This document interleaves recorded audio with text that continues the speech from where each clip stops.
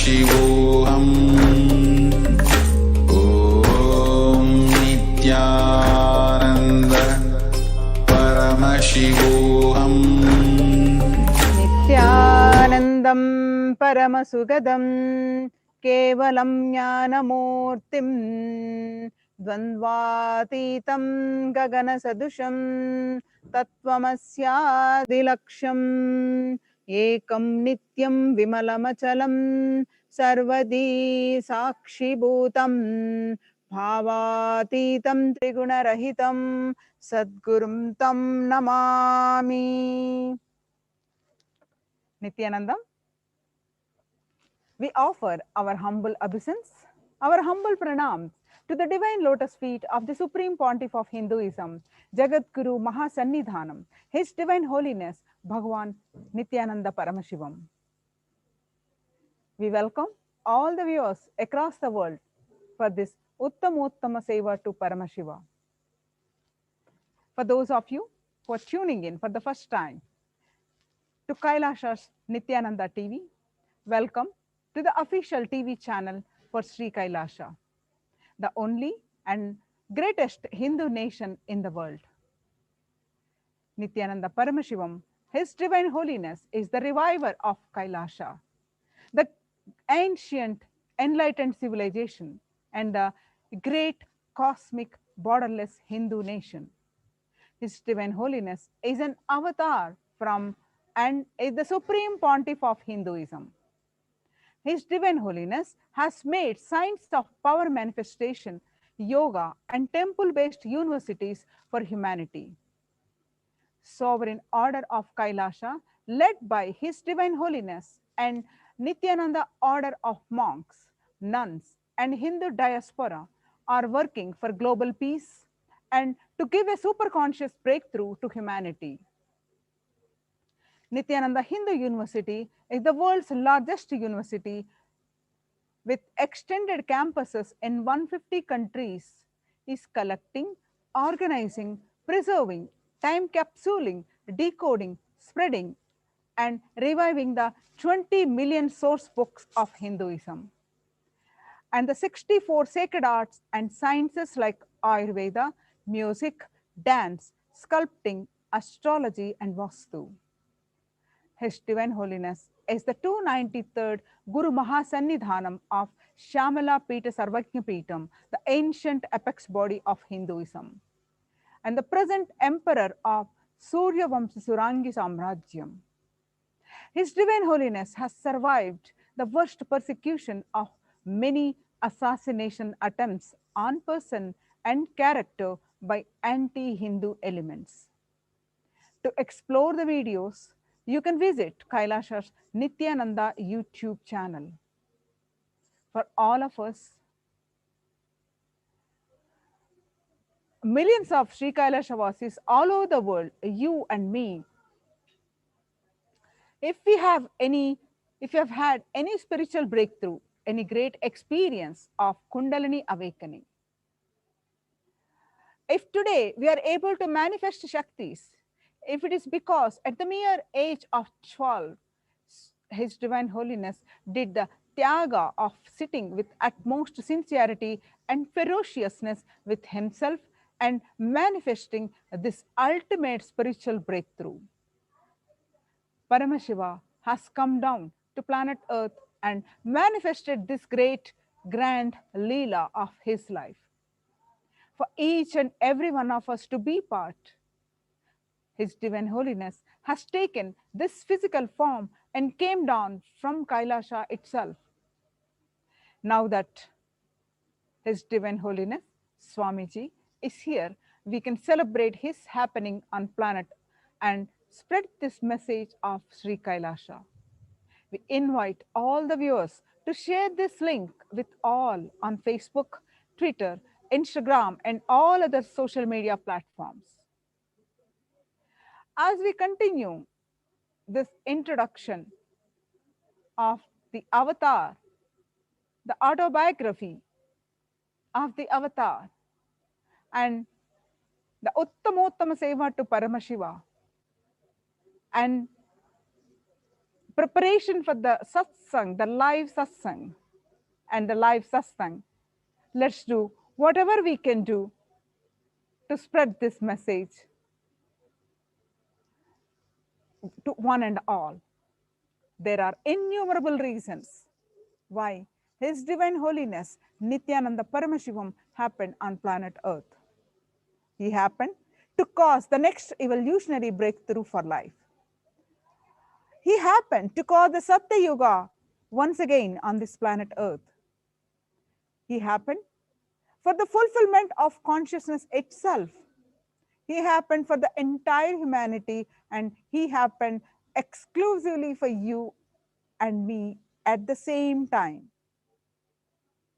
Ultimately, however, in words that cannot quite be summarized either by himself or his devotees, the true reason behind his happening of Swamiji is nothing but pure compassion.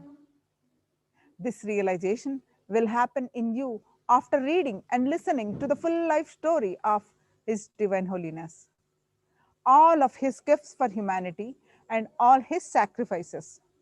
You will journey through all the years of that his feet grace the planet Earth, and you will learn the greatest of his lessons, and your aspirations for life itself will mature.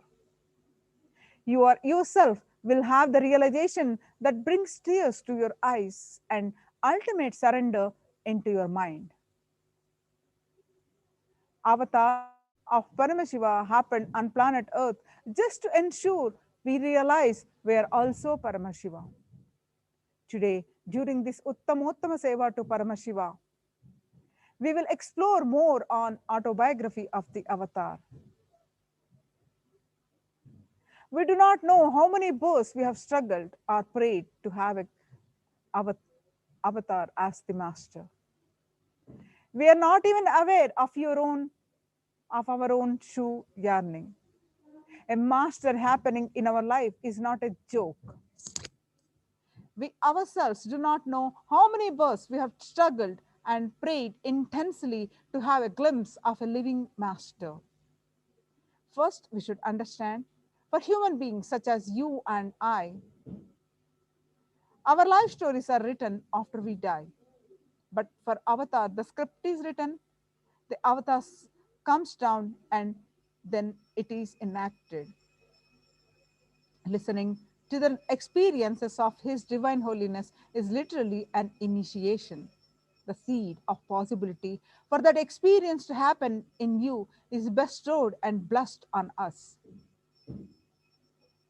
We must understand that the ultimate truth of His Divine Holiness' life is that from the very beginning, He is the ultimate consciousness and has been expressing Paramashiva from the beginning. Never once he came down from that space. Just for the sake of our transformation, His Divine Holiness Swamiji shares the experiences in his life so that our whole biology can catch what he is saying and what he experienced and reflect that very experience in our space. When we listen to that experience, we have the opportunity to raise ourselves that minute to the higher consciousness. Having this in our inner space, let us understand from the very beginning about the life of the avatar. His Divine Holiness, Swamiji, tells us all so beautifully.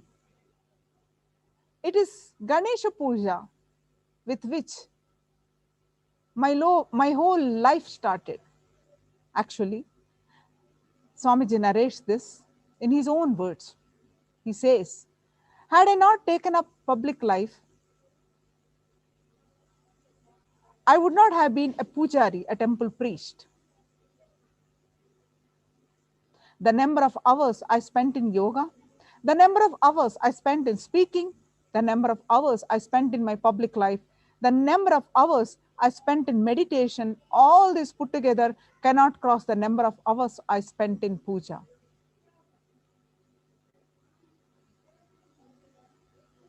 In 1981, when His Divine Holiness was 3 years of age, he manifested the first deep spiritual experience that he wanted to give to humanity.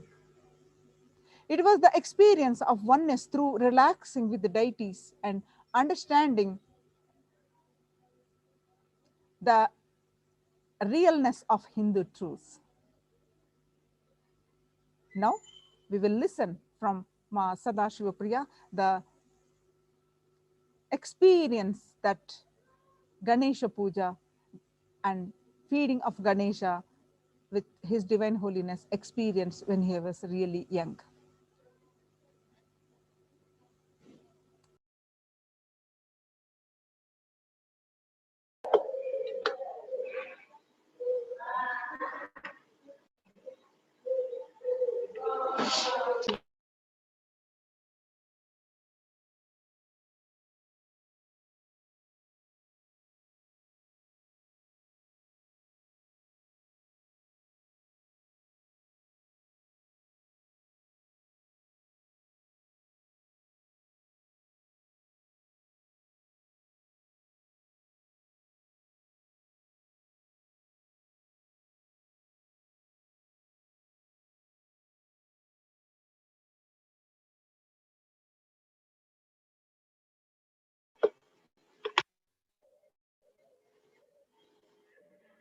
It was in around 1981, when His Divine Holiness Swamiji was 3 years old, that he manifested the first deep spiritual experience that he had, and as the Supreme Consciousness wanted to gift to humanity.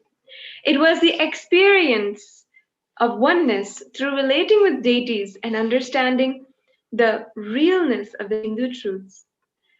In this divine experience, which he now initiates millions of people into, His Divine Holiness offered the Naivedyam, the food offering, to his own Ganesha deity, and that deity ate food. Today, during the Uttamottama Seva, we are offering the Uttamottama Seva to Ganesha.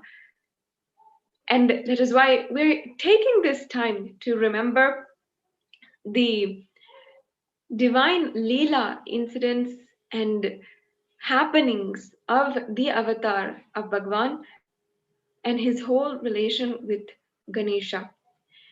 This whole happening started when His Divine Holiness Swamiji, at the age of 3, had attended a live spiritual discourse by the Tamil scholar and speaker Selva Ganapati. Through the discourse, His Divine Holiness Swamiji heard the story of Nambiyandar Nambi, a child poet saint who lived centuries ago. And he served the food to his own Ganesha deity with such authenticity in action that the deity appeared and ate the food. His Divine Holiness immediately rushed home to offer the food to his own Ganesha deity. He tried through many methods to make Ganesha eat. And at first, he would use all different kinds of methods, even if he would not eat the Naivedyam, he would go and put him inside of his well. His divine deity, with that before we shred our ego and surrender ourselves to the ultimate truth, these are all the various reactions and relations that we might have to the divine, to the supreme. He even narrates that in this whole happening, he himself ran to the Arunachaleshwara temple, to the Madapalli, the temple kitchen there, and thinking that Ganesha wants to eat the food from the temple itself, he got that food and offered it for his own Ganesha deity. But still, Ganesha did not eat. And it was at last on the third day that His Divine Holiness finally decided that he will not eat until Ganesha himself eats. He sat despite any kind of hunger for 2 long days. And when he the peak of authenticity in his decision, on the third day, Ganesha himself appeared and ate the food. His Divine Holiness exemplifies for all of us the vitarka, the Guru Bhakti, the bhakti that we can have towards a Devata and manifest that with super consciousness. When Ganesha happened and appeared and ate the Naivedyam, the prasada which His Divine Holiness says he had received was the experience of absolute joy, absolute bliss that Ganesha had come and eaten. If Ganesha had not come, that absolute joy, that prasada would not have been received. Through a single initiation, Swamiji today is gifting the same experience to millions of us devotees, Kailasians across the world, giving us the experience of oneness with the cosmos through our Ishta Devata, through our deity, through our favorite deity. And of course, we have seen the heartfelt sharings of millions, of so many people all over the world who have actually had the same experience which His Divine Holiness has, giving truth to the statement that one, He gives us, and when He tells us the stories of His life, the experiences of the Leela, of His own happening, He is initiating us into that power, into that supreme consciousness. Swamiji beautifully tells us that he did not do tapas in order for us to listen and appreciate. He did tapas so that we do not have to do tapas. And today, experiencing the realness of the Hindu truths and the profound truths of Paramashiva, millions across the world can share, give their immense heartfelt sharings about how His Divine Holiness has initiated them into a beautiful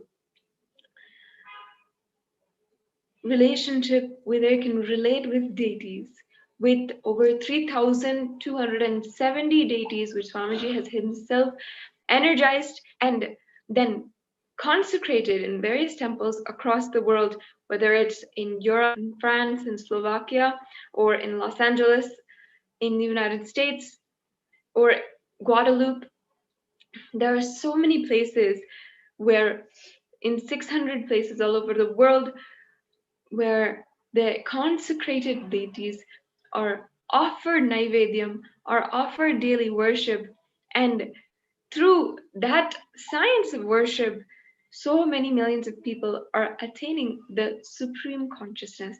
Today, with the Uttamottama Seva, we have the same opportunity to offer the best of the best of Naivedyam, of Nritta, Sangeeta, of all the various arts and offerings that are prescribed by Paramashiva himself in the Agamas, and offer that in order to experience the ultimate oneness with Paramashiva himself. Let us take the opportunity, pray to Lord Ganesha today during the Uttamottama Seva to have that exact experience that Swamiji had when he was just 3 years old.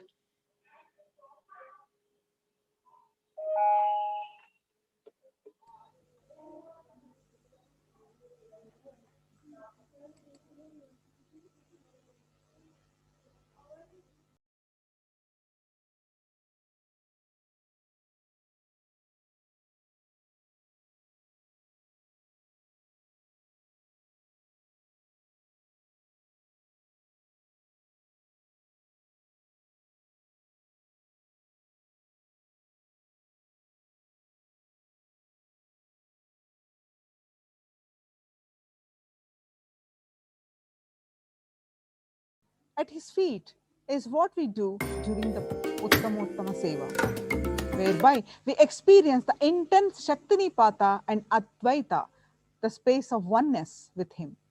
And as a result, we live the state and radiate the space and manifest the Shaktis of Paramashiva.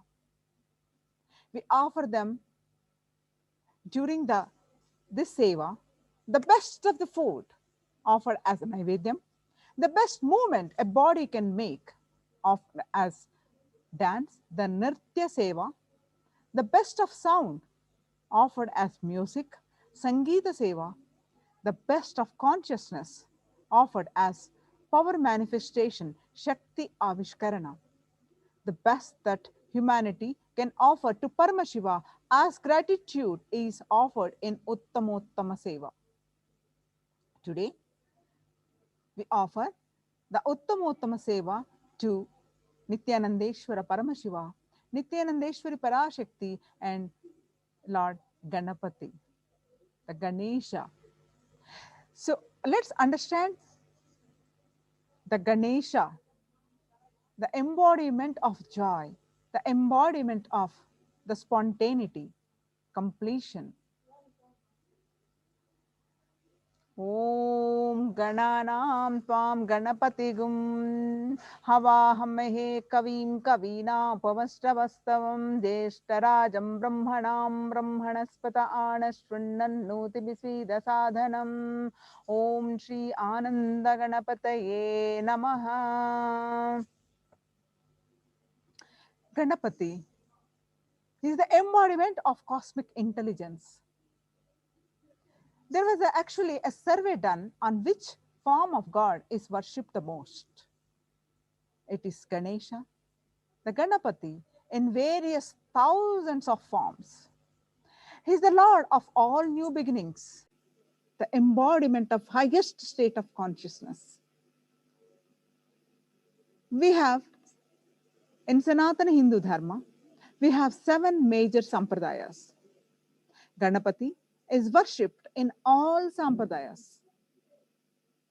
Shaiva Sampradaya, Kumara Sampradaya, Shakta Sampradaya, Vaishnava Sampradaya, Saura Sampradaya, and Ganapatya Sampradaya, Guru Sampradaya.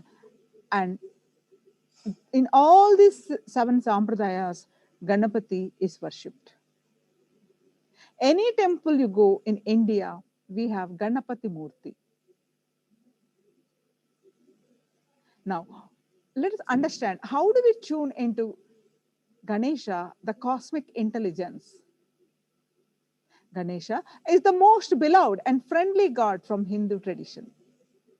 He is Ashutosha, easily pleased. His very form is so nice, enchanting.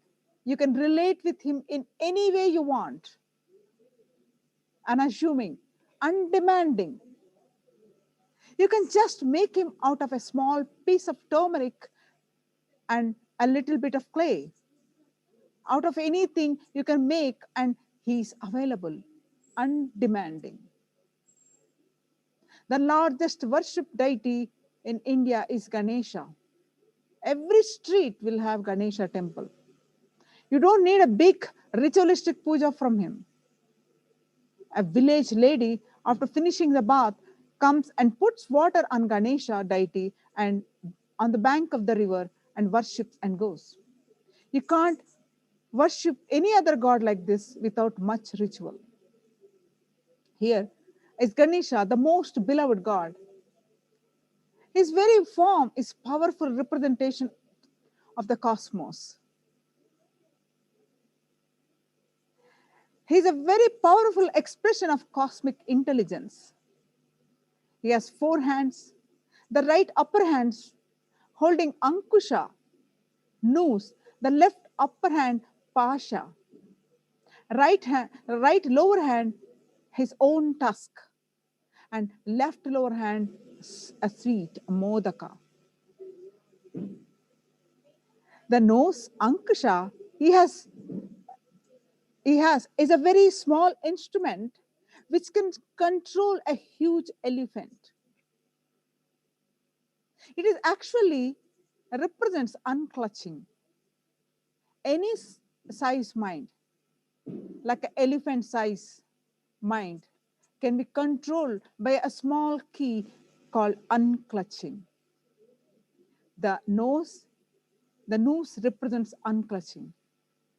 The mind, which is a wild elephant, can be just controlled with small noose, small unclutch.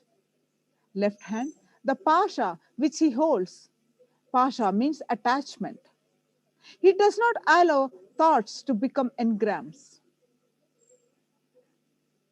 Thoughts, if you add attach to it, becomes engrams, because attachment is under his control. He does not allow this to become engrams. One side, thoughts never become engrams because Pasha is under his control. The other side, because of Ankusha, even with thoughts, unclutch happens. So his inner space is completely under his control because of his Pasha and Ankusha. The lower right hand, which holds his own tusk. You need to know the history of this tusk. Once, Vyasa requested Ganesha to write Mahabharata, the largest poem written on planet Earth. Even now is Mahabharata, the epic poem. Still, nobody is able to cross Vyasa's achievement, his genius. Now, we have so much technology, computers. Still, Vyasa stands the compiler of the largest epic poem. And his record is unbroken. So, once Vyasa wanted somebody to pen down the Bharata, Mahabharata. He's not able to find anybody for his speed. So he asked Ganesha to script it down when he was narrating. Ganesha says, sure, I'll pen it down, but the speed I write will be too much. If you can't cope with that, my speed, I will stop and go away. Vyasa puts a condition, all right, I agree, but you should also write anything, everything after you understand. So that Swamiji says, he had read so many times the Mahabharata. Still, when he reads it, it is so alive, so new, so fresh. Even after reading Mahabharata so many times, time just passes. That was the book he read throughout his present days. That's the only book every day spend time with that book. Still, that has so much to offer. We may think that relevance it has to modern day society. No, it still has relevance, so much relevance. These are the eternal truths, eternal values. So the agreement was ready. Vyasa was supposed to match with the speed of Ganesha, and Ganesha was supposed to understand and then pen down. It went on and on and on. Neither Vyasa nor Ganesha got up for anything. Whether Ganesha finished quickly, Vyasa put it on complicated words. So Ganesha has to understand, catch up and pen down. So it was a big game going on, and suddenly Ganesha pen broke. And now, because of this clause was not there in the agreement, what to do? When the pen broke, it is whose responsibility? Naturally, not Vyasa's, because Ganesha is penning down. But Ganesha can't miss. Vyasa expression is happening at full speed. It happened in Badri, the source of Saraswati, the place where she comes out as the source of Ganga, Yamuna, and all the Himalaya rivers.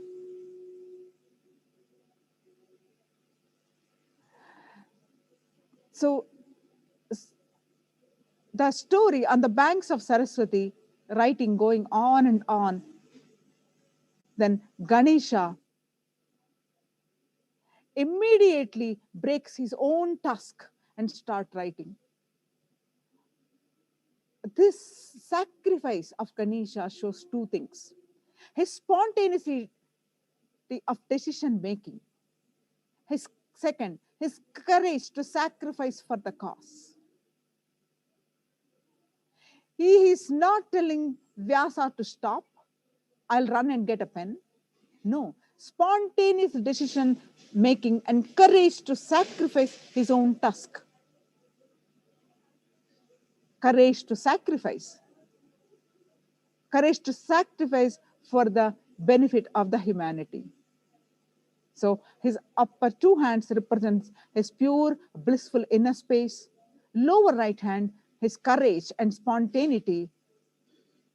So when these three are there, life is sweet. So which is represented in his lower left hand as Modaka. The elephant face represents the extraordinary awareness and sensitivity. The elephant eyesight, or its ability to smell, is extraordinary. And its big fat belly represents the whole cosmos. Whole cosmos is inside him. He is the cosmic intelligence. And his mouse represents the playfulness. See, the mouse, even though you have little fear, it always creates playfulness. Whether you see it, you start laughing. The mouse can create a playful feeling inside you. So he's doing this whole thing so playfully. Tune into Ganesha. Imbibe these three things. The Ankusha, unclutch, Pasha, attachment. Not allow this to become engrams. And naturally, your life will be sweet like Ganesha's Modaka. And this understanding is given in his own unique way by our beloved Swamiji, the avatar, his divine holiness, with eternal gratitude for this understanding, paying the eternal gratitude at the feet of his divine holiness. Today, we will offer Uttamottama Seva to Lord Ganapati, Ganesha. So, Uttamottama Seva is going to be performed by our Gurukul Balasans. Let us sit with the space of gratitude to his divine holiness, and let us offer the Uttamottama Seva to Nithyanandeshwara Paramashiva, Devi Parashakti, and Lord Ganesha. Let us stay tuned and enjoy the Seva.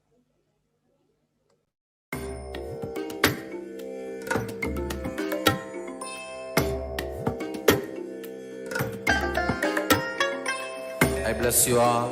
Let you all open all your three eyes and manifest the powers of Mahasadashiva. Om Nithyananda Paramashivoham.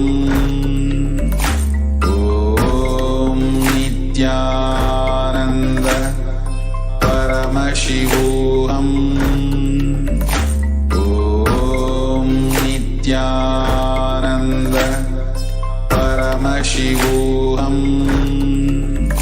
Om Nithyananda Paramashivoham. Om Nithyananda Paramashivoham. Om Nithyananda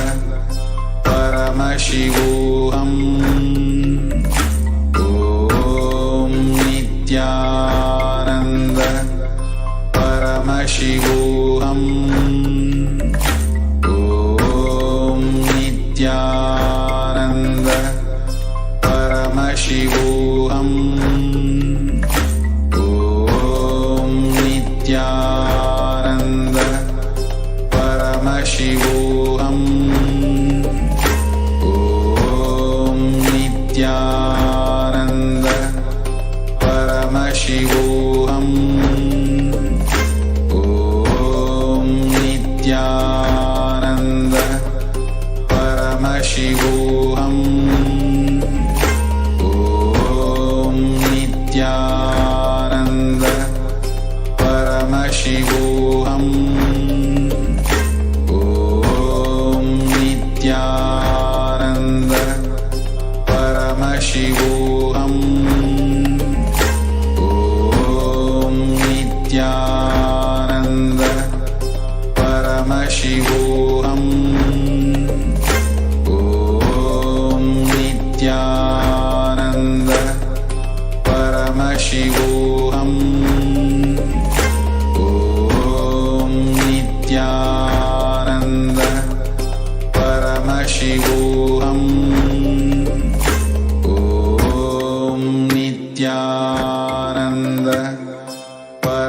Paramashivoham. Om Nithyananda Paramashivoham. Om Nithyananda Paramashivoham. Om Nithyananda Paramashivoham. Om Nithyananda Paramashivoham. Om Nithyananda Paramashivoham. Om Nithyananda Paramashivoham. Om Nithyananda Paramashivoham. Om Nithyananda Paramashivoham. Om Nithya.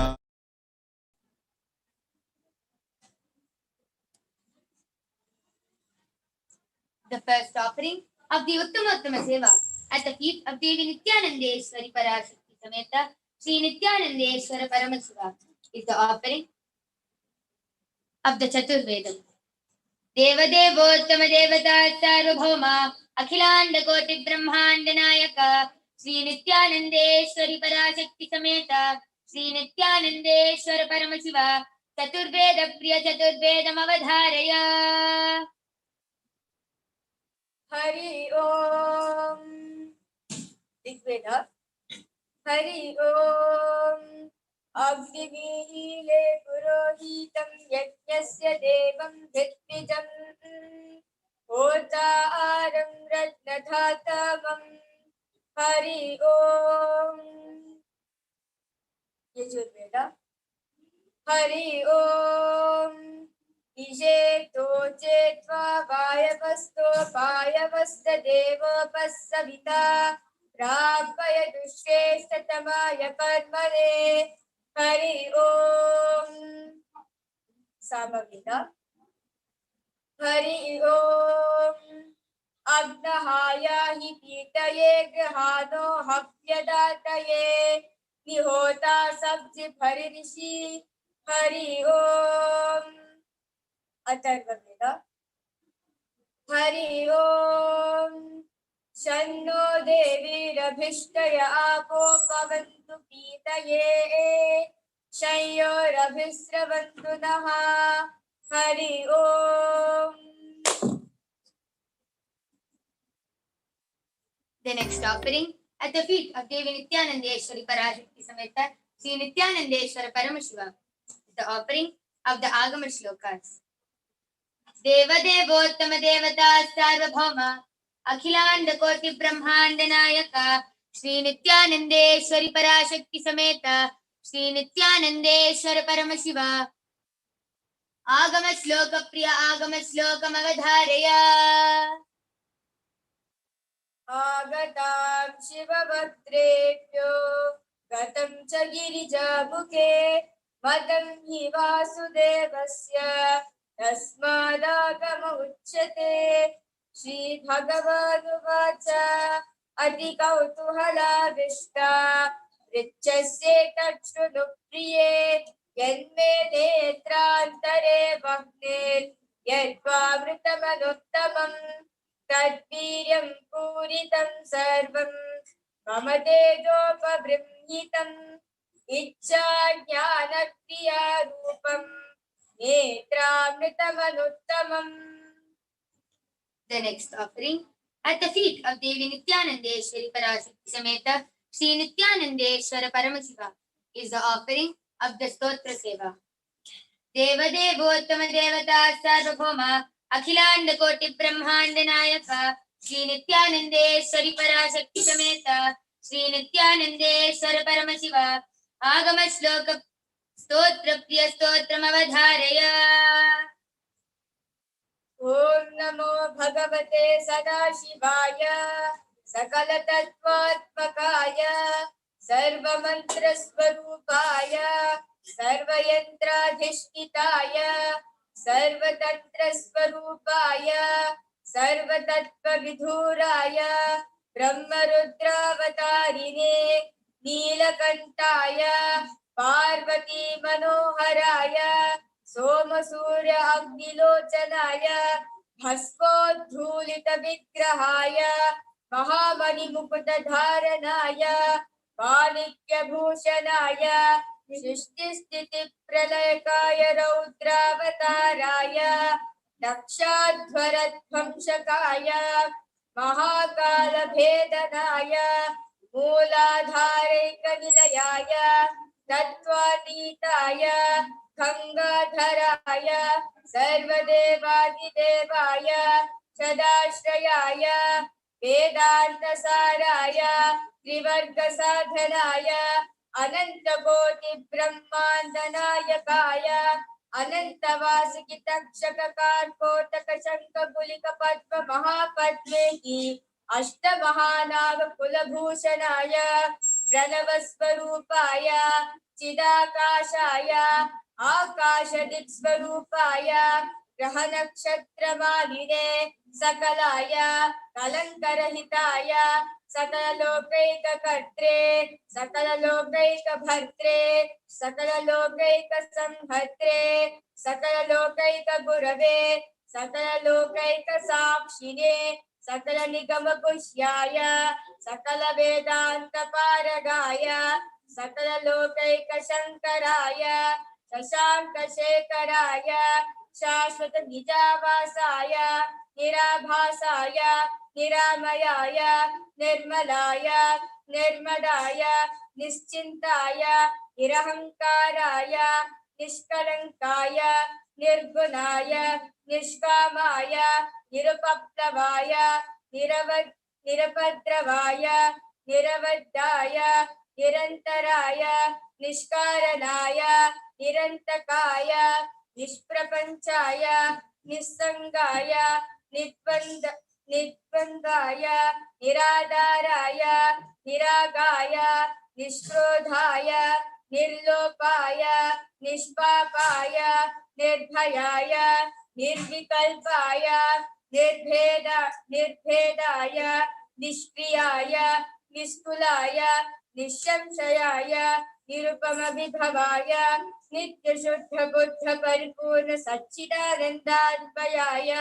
परमशान्तस्वरूपाय तेजोरूपाय तेजोमयाय जय जय रुद्र महारौद्र भद्रावतार महाभैरव कालभैरव कल्पान्तभैरव कपालमालाधर खट्वाङ्ग खड्ग चर्म पाशाङ्कुश डमरु शूल शाप बाण गदा शक्ति भिन्दिपाल तोमर मुसल मुत्थर पाश परिघ कुशुण्डी शतग्नि चक्राद्यायुध भीषणकर सहस्रमुखदंष्ट्राकरालवदन विकटाट्टहास विस्फारित ब्रह्मांड मंडल नागेन्द्र कुंडल नागेन्द्रहार नागेन्द्र वलय नागेन्द्र चर्मधर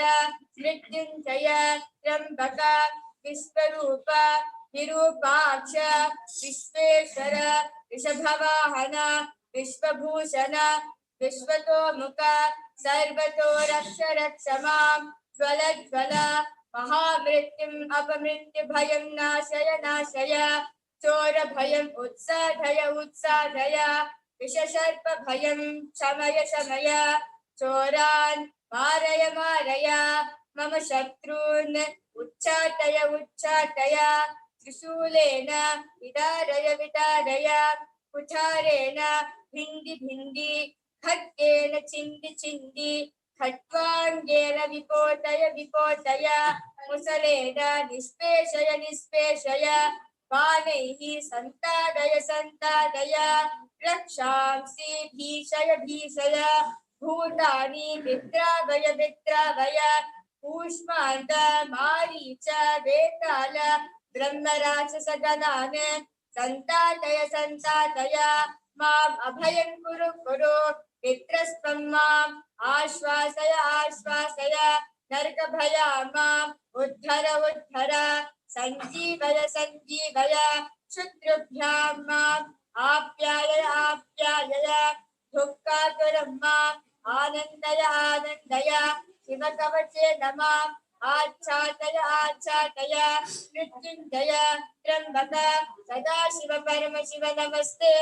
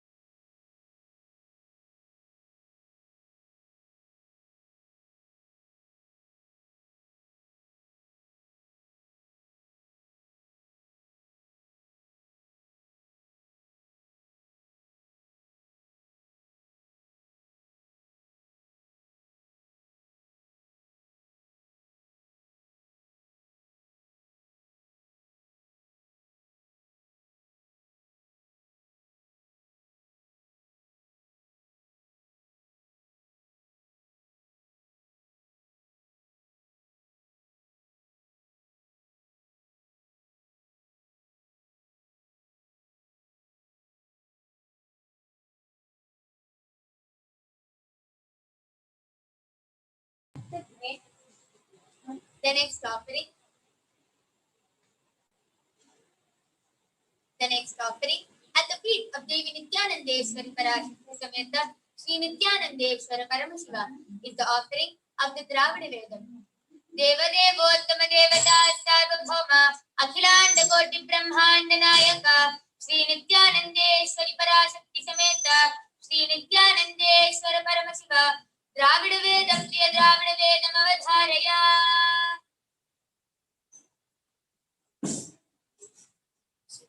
திருச்சிற்றம்பலம் தோடுடைய செவியன் விடையேறி மோதுவன் மதிசூடி தோடுடைய செவியன் விடையேறி மோதுவன் மதிசூடி காடுடைய சுடலை பொடி பூசி எல்ல கவர் கல்வன் ஏடுடைய மலரா உனை நான் பணிந்திட்ட அருள் செய்த பீடுடைய Brahmapuram ஏகிய பெம்மானிவனன்றே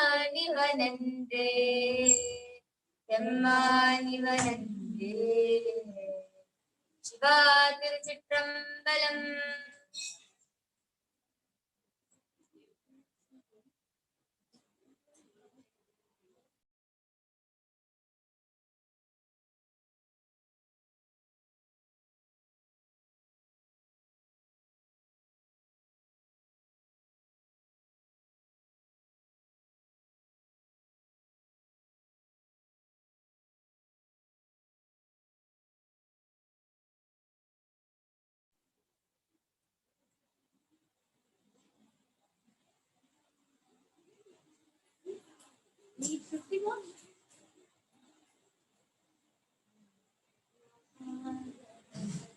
Did you make a slide for that? Yeah. These are good.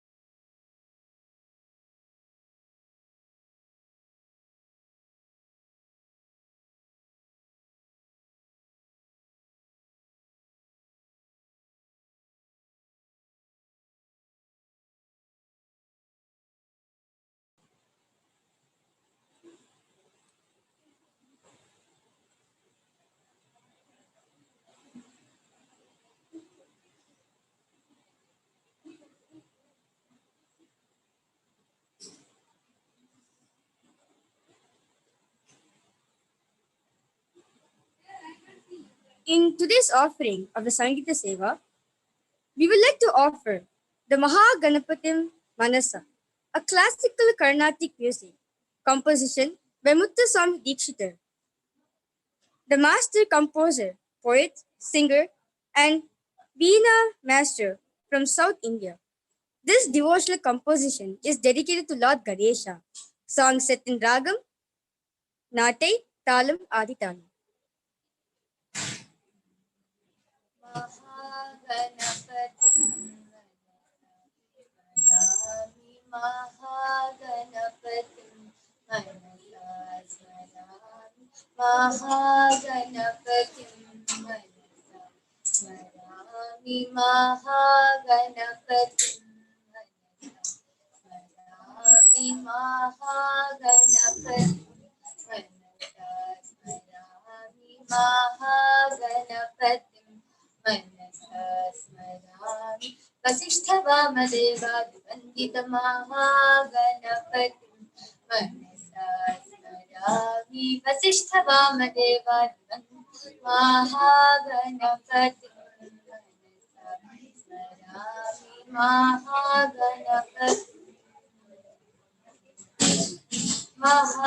महादेवसुतं गुरुगुहनुतं मारकोटि प्रकाशं शान्तं महादेवसुतं गुरुगुहनुतं मारकोटि प्रकाशं शान्तं महाकाव्यनाटकादिप्रियं मूषिकवाहनमोदकाप्रियम् महाकाव्यनाटकादिप्रियं मूषिकवाहनमोदकाप्रियम् महादेवसुतं गुरुगुहनुतं मारकोटि प्रकाशं शान्तं महाकाव्यनाटकादिप्रियं मूषिकवाहनमोदकाप्रियम् महागणपतिं मनसा स्मरामि महागणपतिं मनसा स्मरामि महागणपतिं मनसा स्मरामि महागणपतिम्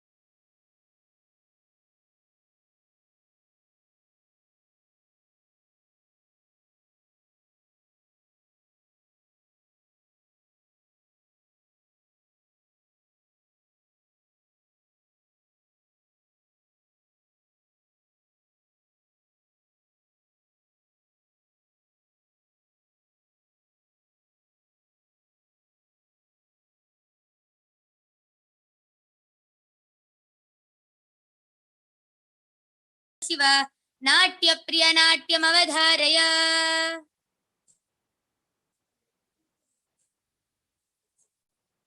In today's Natya, we will be offering the story of how Ganesha was born and how he got his elephant head.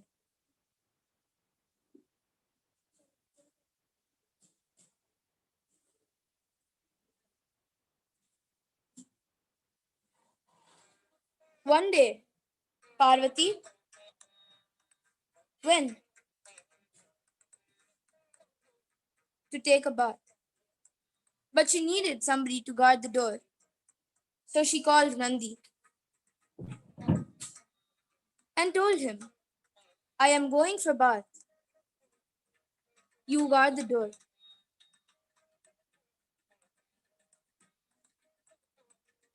Nandi says, yes, he will guard, and goes to the main door. Soon, Shiva slowly starts coming. Nandi gets shocked and thinks, how can he not allow Paramashiva into his house? And he allows him inside.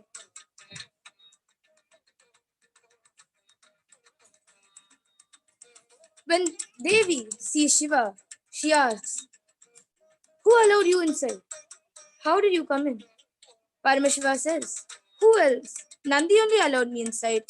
This is my house. The conversation continues, and then both Devi and Shiva go back to their places. Again the next day, Shiva was not there, and Parvati needed to take a bath. But as to what happened the previous day, she thought, there is no Ganas who are dedicated to me, so I should create one who is dedicated to me. And she starts carving a small boy. After carving it, she puts her own life energy into it and gives it life. The young boy takes form and bows down to his mother Parvati. Parvati then tells him, I am going to go for my bath. You need to guard the main door. The young boy bows down to Parvati and tells, yes, he will guard. Whatever you say, I will follow. Parvati then materializes a stick, a danda, and gives it to the boy for him to guard. He then goes to the gate, and Parvati goes for her bath. Soon Shiva comes. The young boy at the door stops him and says, you cannot enter. Shiva asks, why? This is my house. The young boy says, my mother has told me that no one can enter. So you cannot enter now. So Paramashiva, shocked with the answer, goes and sends many Ganas and Devas to tackle the young boy to allow him inside. But all of them get defeated. Soon Lord Vishnu from front fights with the young boy, and Shiva, in his fierce form, goes from back and kills him.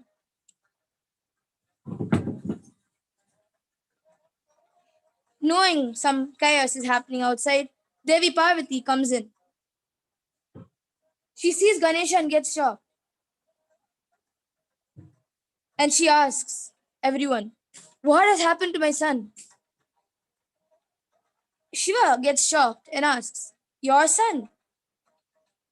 And then all of them, with guilt, tell the entire story of what happened. Parvati, filled with a fierce mood, brings out all her energies to destroy the entire universe and tells, I need my son back.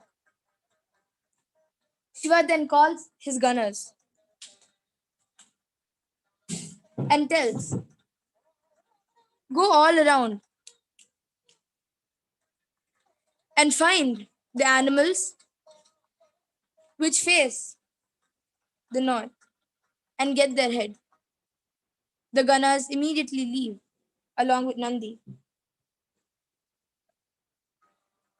and come back, finally finding an elephant head.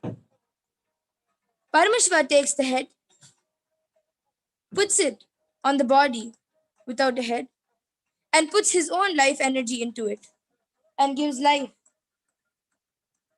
back to the young boy. The young boy slowly gets up.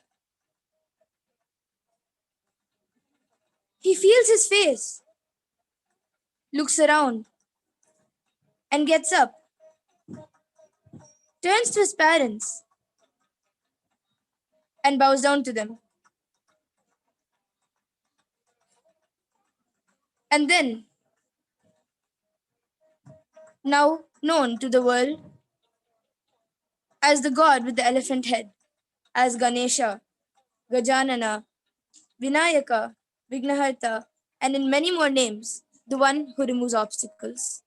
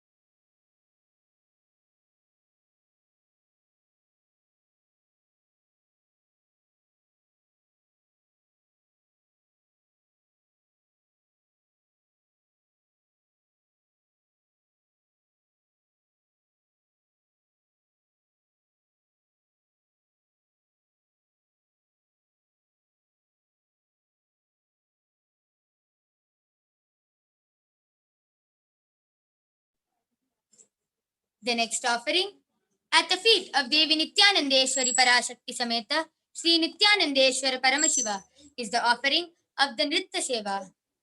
Devadevottama Devata Sarvabhauma Akhilanda Koti Brahmanda Nayaka Sri Nithyanandeshwari Parashakti Sameta Sri Nithyanandeshwara Paramashiva Nritya Priya Nrittam Avadharaya. In today's Nitya Seva, a traditional invocatory dance item called Pushpanjali, which is an offering to Hindu deities through Nritya steps, will be offered, followed by a small shloka describing Lord Ganesha.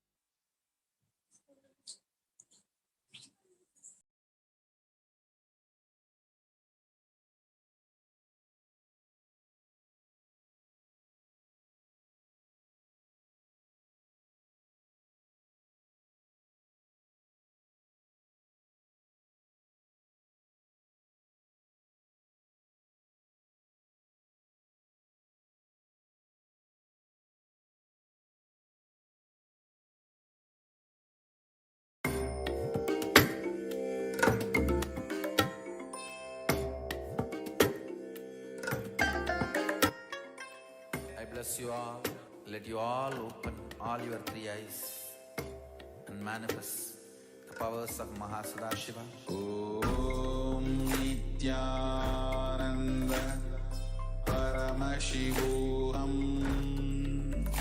Om Nithyananda Paramashivoham.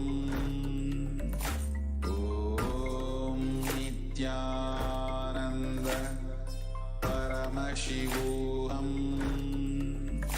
Om Nithyananda Paramashivoham.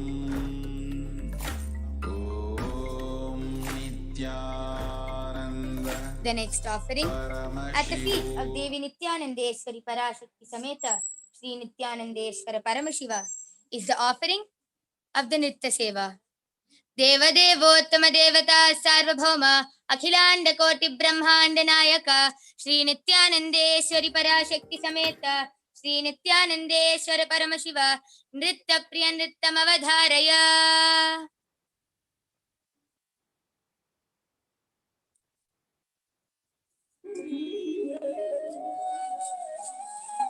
Vakratunda महाकाय सूर्यकोटि समप्रभा निर्विघ्नं कुरु मे देव सर्वकार्येषु सर्वदा वक्रतुंड महाकाय सूर्यकोटि समप्रभा निर्विघ्नं कुरु मे देव सर्वकार्येषु सर्वदा.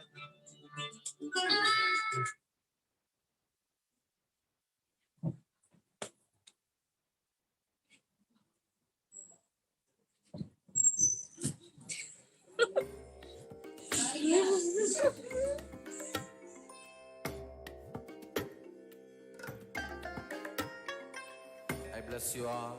Let you all open all your three eyes and manifest the powers of Mahasadashiva. Om Nithyananda Paramashivoham.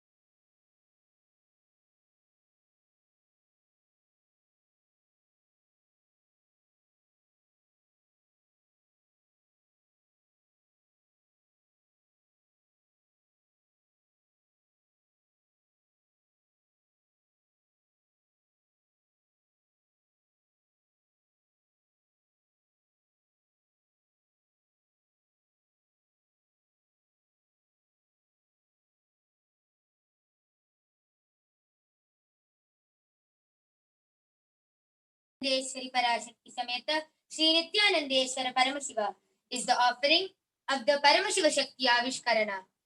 देवदेवोत्तम देवता सार्वभौम अखिलांड कोटि ब्रह्मांड नायक श्री नित्यानंदेश्वरी पराशक्ति समेत श्री नित्यानंदेश्वर परमशिव परमशिव शक्ति आविष्करण प्रिय परमशिव शक्ति आविष्करणमवधारय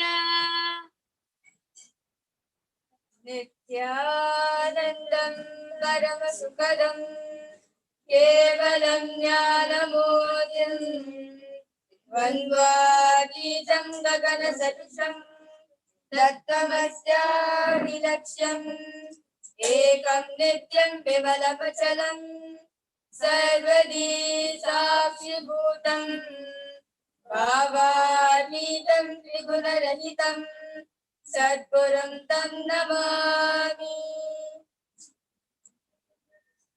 Nithyananda, I welcome all of you with color and respect to this segment of the Uttama Seva, the Paramashiva Shakti Avishkarana. I am Nithya and I am the host for today's power manifestation session. Along with me, I have an extraordinary power manifester, Masoni.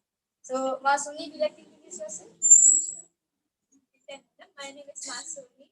I'm 15 years old and I'm with the Nithyananda Guru for past 1 year. So, let us begin with this small introduction about the source of everything, the source of divinity, the source of everything in Hinduism. Paramashiva. Paramashiva is the primordial divinity in Hinduism, the ultimate reality and cause, which is self-effulgent, Swayam Prakasha, all-pervading, unchanging beyond time, space, and form and causality. He performs the Panchakritya, or the 5 cosmic acts of Srishti, the creation, Sthiti, maintenance or sustenance, Samhara, regeneration or dissolution, Trovava, pulling out of delusion, and Anugraha, liberating grace of all living entities. Today, an incarnation of Paramashiva walks amongst us in the form of the supreme pontiff of Hinduism, Jagat Guru Mahasannidhanam, His Divine Holiness Bhagavan Nithyananda Paramashivam, is reviving the ancient science of power manifestation from the Vedagamas. So, a little introduction about what exactly is Vedagamas. Vedagamas are directly revealed by Paramashiva. They are the ultimate, eternal, unchangeable truths. A reference cited from each Shastra or source scriptures is called the Shastra Pravana, in which we'll be looking into shortly. The knowledge and science of manifesting the Vedagama truths are transmitted through Diksha or initiation. So, you'll be wondering what is Diksha. So, Diksha is a direct transfer of spiritual energy by an avatar. With his extreme love and compassion, the supreme pontiff of Hinduism, Jagat Guru Mahasannidhanam, His Divine Holiness Bhagavan Nithyananda Paramashivam, has initiated us into 463 plus extraordinary powers, out of which today you will be witnessing one of the most, easiest and fastest power manifestation, which is the power of consciousness over matter. Before we begin, I would like to give you about a little of what exactly the consciousness over matter power is. Why it is done of the most mind-blowing powers. Why it is part of one of the mind-blowing powers. Have you ever looked at the characters in movies moving objects effortlessly like trucks and boxes with just a look or flick of their wrist? So if you have seen, you can comment below. Have you ever fascinated of having a power like that, or dreamed of it, or gone to a level of seeking for it? If yes, then you can comment below. And you have come to the right place, actually the right segment and the right part. You have come to the right place where you can experience these powers, where you yourself can manifest and experience. And today we'll be manifesting the power of consciousness over matter. Where a balistan will be rolling the coconut. You can see over here, I have a coconut in my hand. She'll be rolling this coconut of the volunteer's hand using the power of her third. All it requires is a simple feeling connection with Paramashiva and the power beautifully manifests, which is the Shakti Pada, the entanglement between you and the divine. Soon, you'll witness how simply the power manifests. It doesn't take long hours or years of tapas, just a simple initiation from the avatar, either by touch, word, or look. Is all that is required for all its extraordinary powers to manifest. Manifesting this power creates the impossibility in you. The impossibility will turn into possibility when you roll the object. Just like all the obstacles you thought you couldn't cross will seem like nothing. Just like that, all the impossibilities in your life will become a beautiful possibility. Just manifesting this power will complete all of your incompletion. Understand? As the coconut rolls up your hand, the deep root patterns becomes complete.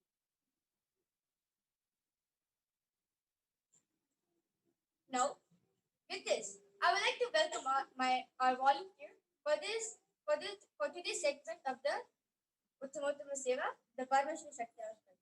So, Nithyananda Ma, would you like to introduce yourself?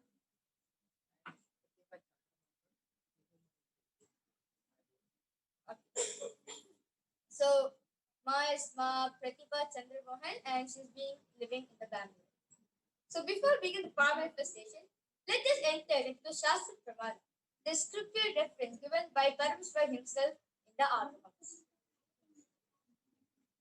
The Shastra Pramana for the power of consciousness over matter is from the Vijnana Bhairava Tantra, Sutra 120, Dharana 95. Kvachit vastuni vinyasya shanair nivartayet tadjnanam chitta sahitam devi shunyalayo bhavet. Kvachit vastuni vinyasya shanair nivartayet tadjnanam chitta sahitam devi shunyalayo bhavet. Kvachit vastuni vinyasya shanai drishtim nivartayet tajnanam chitta sahitam devi shunyalayo bhavet. The translation for this pramana is: having fixed one's eyes on a particular object, vastu, one should slowly withdraw the sight from that object, as well as slowly eliminate the knowledge of that object along with the thought and impression of it. Then, O Devi, one abides in Shunya, Sa Anya, the state where there is nothing other than this exists, in the state of all inclusiveness or infinity. With these beautiful words of Paramashiva, now we'll start the power manifestation. So, I have over here a coconut, a normal coconut which does not have anything. It's just a heart. Yeah, it's just a coconut. And over here, this is the Jnananjana. So, you're going to see the black thing over here, it's just a Jnananjana. So, it's like a paste, like a black paste, where we have placed on the third eye and the coconut on the object which we are manifesting so that it makes us connected and makes us and the coconut and Paramashiva one in the same. Basically, we've been oneness with each other. So now I will hand over this coconut to Ma. Hold it, Ma. So you can see she's holding the coconut. So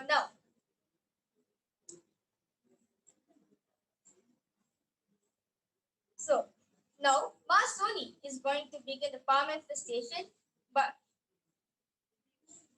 chanting the Mahavakya, O Nithyananda Paramashivoham, which is the passcode which takes us to higher frequencies and continuously reminds us that we are Paramashiva. Let us all join our hands together, sit with your head, neck and spine in a straight line and chant the Mahavakya 3 times along with us. Om Nithyananda Paramashivoham. Om Nithyananda Paramashivoham. Om Nithyananda Paramashivoham.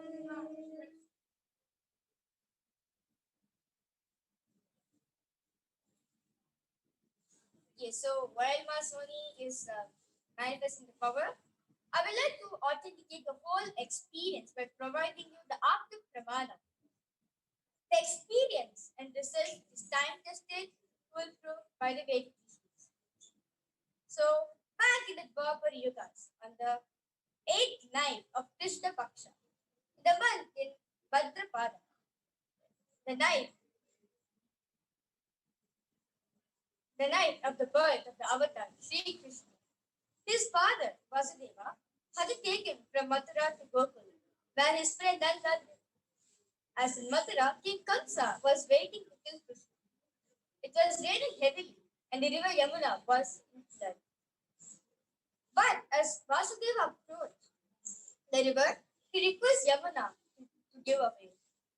And immediately Yamuna submits and gives away for Vasudeva to walk and safely to take Krishna to the other side to Gokul. So this is the Akta Pramana in Sri Krishna's own life. So all of you will be wondering why out of all other objects we have chosen a coconut. So basically coconut resembles us.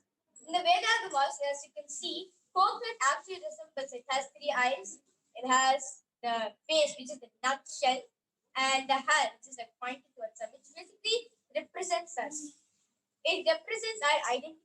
So when you manifest, like for example, when you have you have an impossibility, you have an obstacle to manifest anything, whether health, wealth, relationship, job, time, anything in your life, you just take a coconut, which basically represents all you, which represents you, your identity, your ego, everything about you represents. Basically, it's like a mini human being.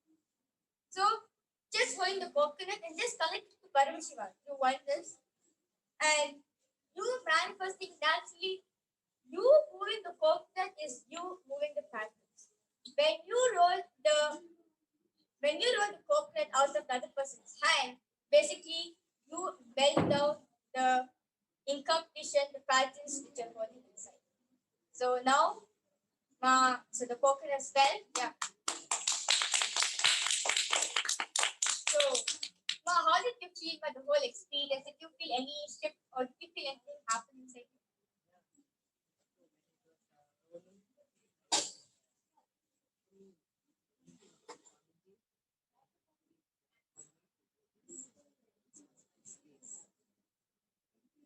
So basically, Ma had the space, and yeah, she could clearly see the coconut moving from her hand, and all that she knows that it's just Swamiji's space that she just wants to manifest.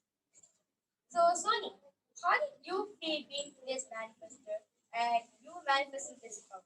How did you? It was such a nice experience because Soni likes I like coconut rolling. I like consciousness of matter so much, and this is the what I feel is that this is the best. Okay, so how many years have you been living in the Gurukul? 1 year, 3 months.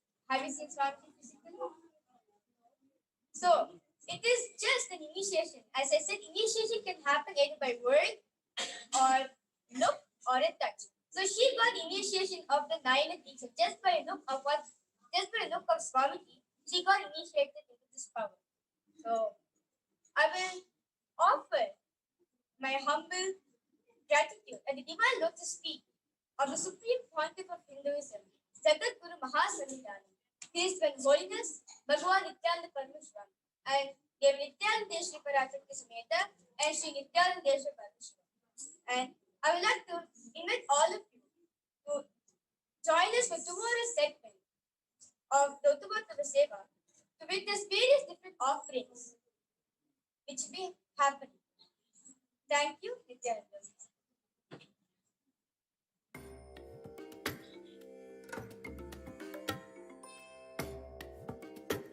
And gratitude at the feet of Devi Nithyanandeshwari Parashakti Sameta Sri Nithyanandeshwara Paramashiva. We thank you and we invite you to come for tomorrow's segment of the Uttama Seva. Thank you, Nithyanandam.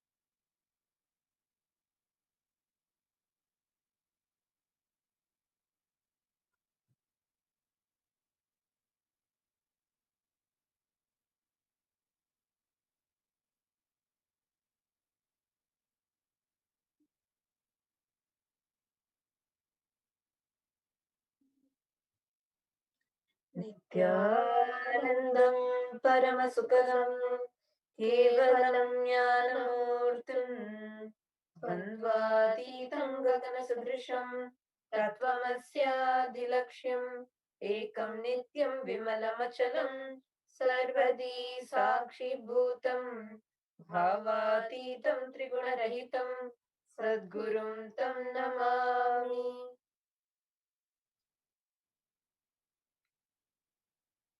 Nithyanandam, welcome all of you for today's exciting Nithyananda Satsang.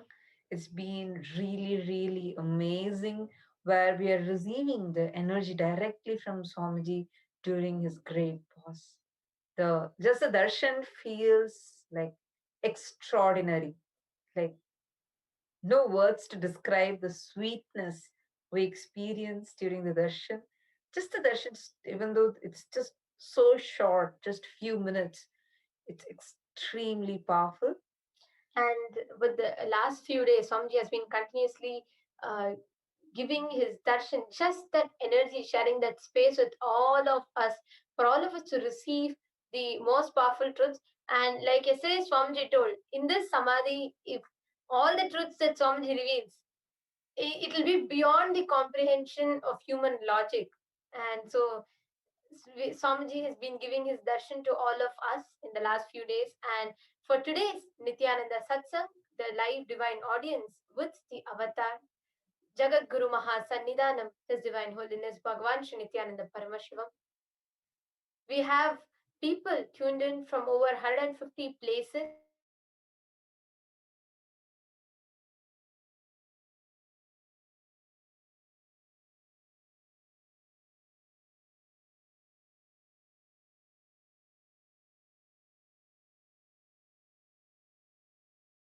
Nithyananda Satsang, and hundreds of Kailashans and E-Kailashans have joined us for this Nithyananda Satsang.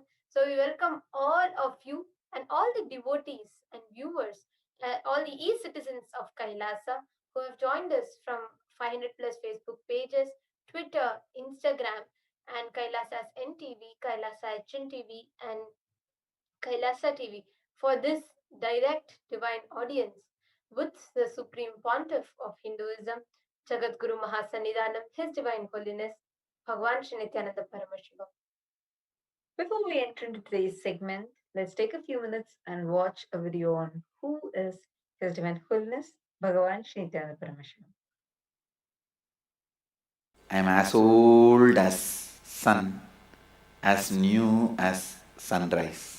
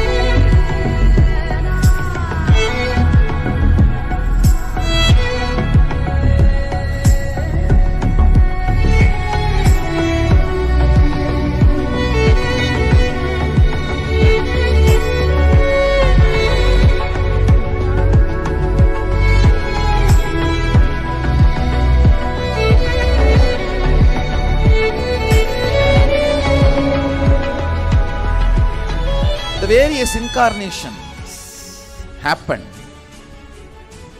gave a breakthrough to consciousness and gave opening to the next level.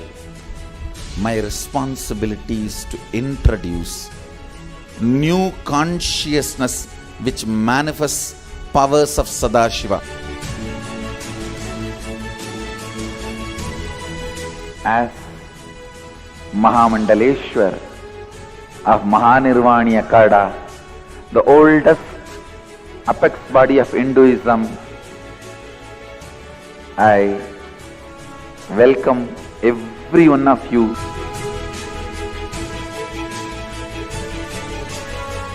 I have experienced Sadashiva in his completion, and he has empowered me to transmit that experience to all of you. It's my commitment to all of you. I'll make you experience and manifest Sadashivatva, powers and state and space of Sadashiva.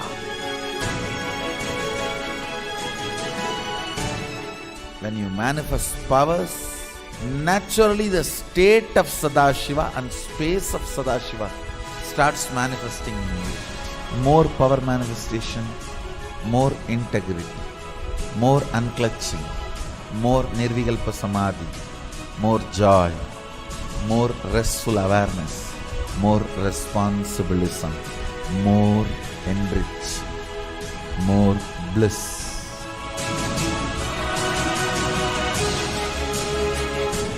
This tradition has a capacity to retain its authenticity and originality. My purpose is to make this statement to the world. Hinduism is real. Ideas move from mind to mind. Energy moves from space to space. Cognitions move from body to body. That is why even Sadashiva needs a body. He assumed the body because he needs body to transmit these cognitions to you. Whatever I am doing is reviving the original science as expressed in Sanatana Hindu Dharma, Vedas and Agamas of the Hindu tradition.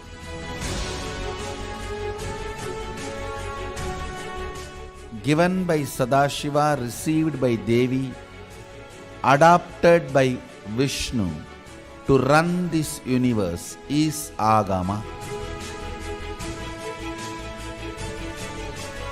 Agamas insist on us serving beyond our frame.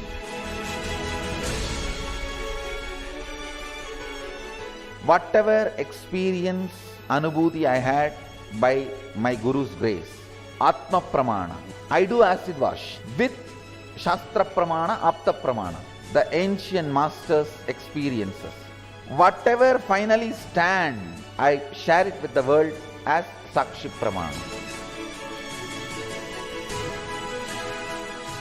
I welcome everyone for the grand feast of Sanatana Hindu Dharma. Let us go on contributing.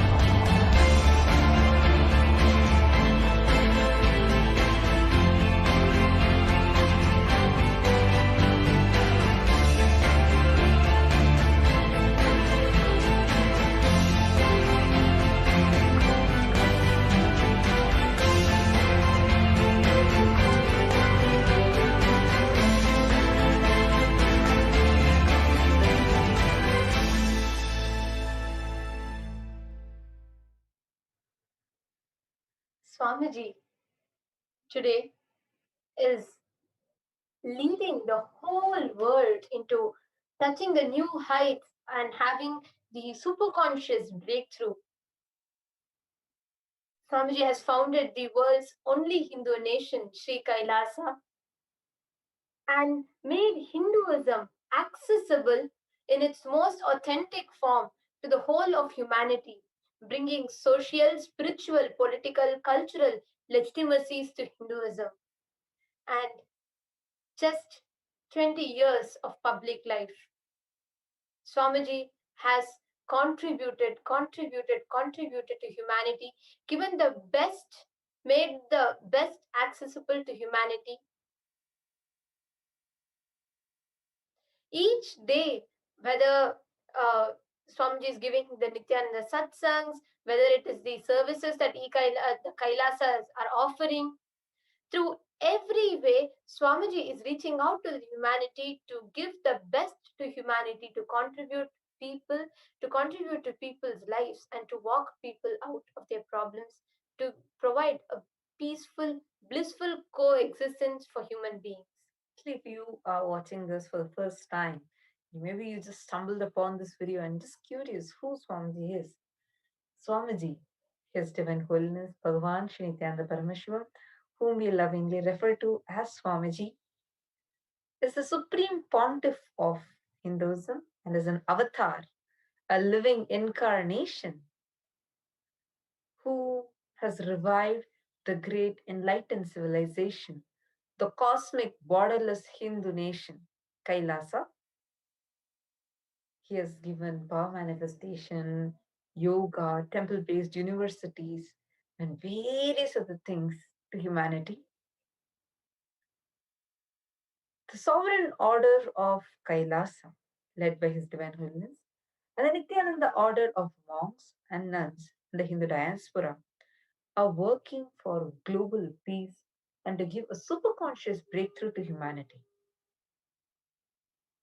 Nithyananda Hindu University, which is the world's largest Hindu university with extended campuses in over 150 countries, is collecting, organizing, preserving, time capsuling, spreading, and reviving the 20 million source books of Hinduism and the 64 sacred arts and sciences, including dance, music, sculpting, etc.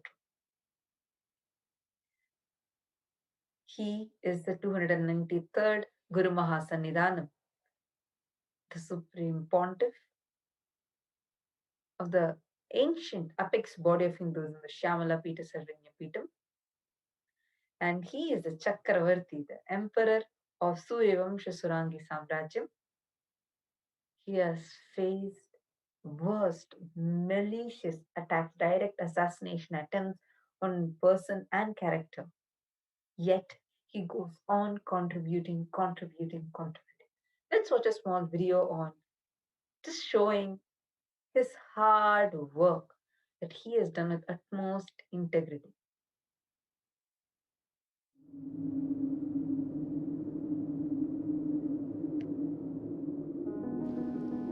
The first and foremost sacred secret I want you to know. Integrity is falling in love with your higher personality. Understand? You do have Sadashivatva in you. You are hardwired for it. It's not that your Sadashivatva is gift from somebody. No. Understand? Just like how when you fall asleep, you put an alarm and tell the alarm, hey, wake me up tomorrow morning. Same way, that's exactly the way I sent my gurus. I sent my gurus to the planet Earth ahead of me and said, hey, I am coming. Wake me up when I assume the human body. My alarm clocks were my gurus. Hey, wake me up. Understand? They just reminded me to fall in love with my higher personality. Sadashiva.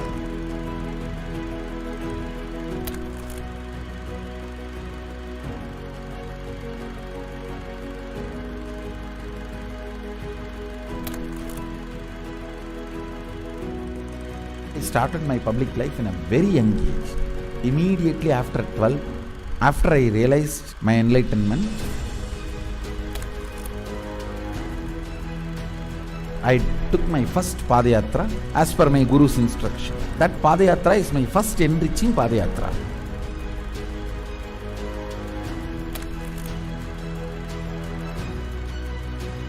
See, I should say, I started organized public life in 2000. But my public life started when I was 12. How I started my public life? One person at a time.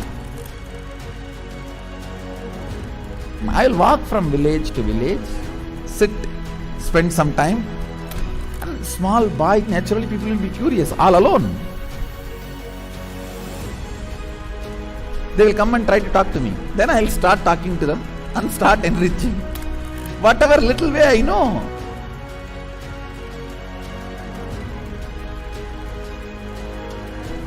It was a raw, crude, ground level way. One person at a time. So I decided I am going to start my own way. One person at a time.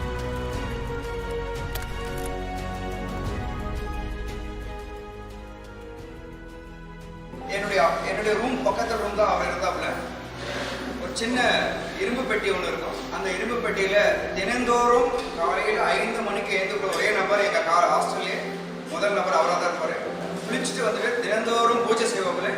பூஜை செய்து விட்டுட்டு யாரெல்லாம் அவர்கிட்ட போயிட்டு ஆசீர்வாதம் கேட்குறாரோ அவர் திண்ணூறு வச்சு இன்றைய நாள் நன்றாக இருக்கும் அப்படின்னு சொல்லி எல்லாருக்கும் ஆசீர்வாதம் பண்ணுவாப்புல.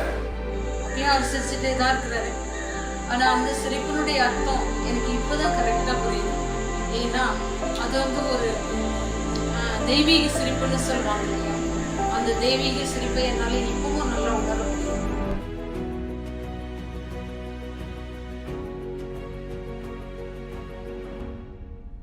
ரூம்குள்ள வந்துட்டாருன்னா ஒண்ணு சும்மாவே இருக்க மாட்டாரு, புக் எடுத்து படிப்பாரு, இல்ல அந்த சிலைகளுக்கான அலங்காரங்கள் பண்றது இதெல்லாம் பண்ணிட்டு இருப்பாரு. இல்லைன்னா எந்நேரம் பார்த்தாலும் ஒரு அந்த மெடிடேஷனோ இல்ல வேற ஒரு பாவநிலையிலயோ ரூம்குள்ளேயே நடந்துட்டு இருப்பாரு. இதுக்காக ஒர்க்கையும் டிஸ்டர்ப் பண்ண மாட்டாரு. ஒர்க் டைம் வந்தா அதுல இருந்து இறங்கி வந்து உடனே வேலைக்கு போடுவாரு. வேலைக்கு போயிட்டாருன்னா அங்க சிரிச்சு பேசி ஜாலியா இருந்து அதே நேரத்தில் உன்னிப்பா கவனிக்கிறது.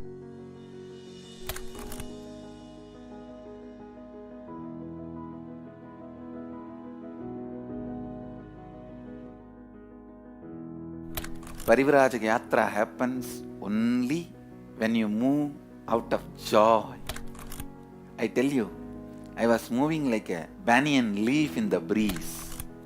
When a leaf falls from the tree, in the breeze how it moves. That's the way I moved in my life. That is why my Parivrajaka, even to remember, is a joy for me.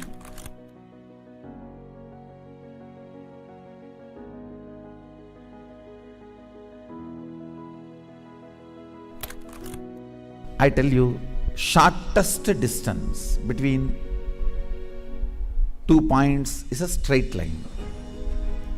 So most smartest strategy is hard work with integrity. That's all. That's the most smartest strategy. I decided, let me sit and start doing, start empowering, start enriching. Actually, that is the way I remember me even now. When I close my eyes, I don't remember me sitting in a golden throne. When I close my eyes, I only remember the boy, village boy with a stick on his shoulder, a kamandalu. Before Hindus could recognize, I have created a very powerful enlightenment ecosystem. Everywhere, spiritual awakening is happening, enlightenment is happening. People are manifesting enlightenment, manifesting powers, everything. Kailaasa is reviving the enlightenment ecosystem. The Kailasa will be the place where almost million power manifestors are living and running. At least 10 million temples and monasteries, which are spiritual embassies of Paramashiva, and reviving this enlightenment, power manifesting civilization. Kailasa is a place where everything related to super consciousness is revived. All the sampradaya, all the spiritual ecosystems.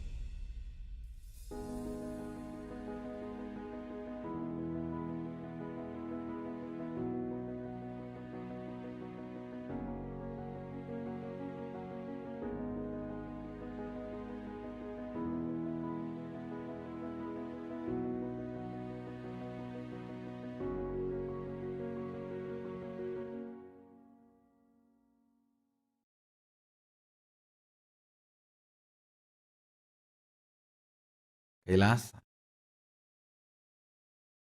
is a place where everything related to super consciousness is revived.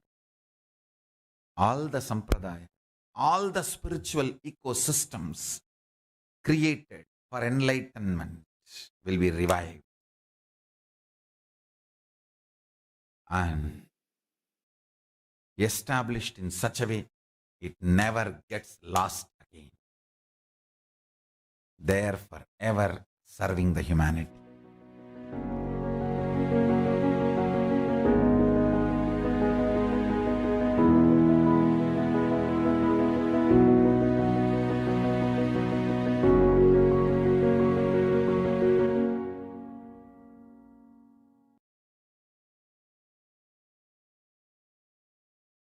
Actually a beautiful video that we have been playing. I think like there are 3 parts to it.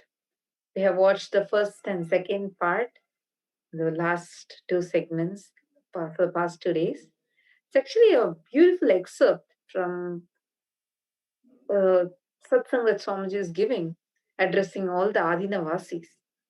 And he shares about how it is to live with a living avatar versus just trying to live enlightenment on your own, to living the life with a living guru. So how is it? And Swamiji is also sharing about how all he trains the Adinavasis. And today we have a very exciting part, the third part, where Swamiji talks about the Tyaga. I'm actually really excited for this video. And this video is actually in Tamil. We all will be watching it and we will be translating, at least like trying to give an essence towards the end of it.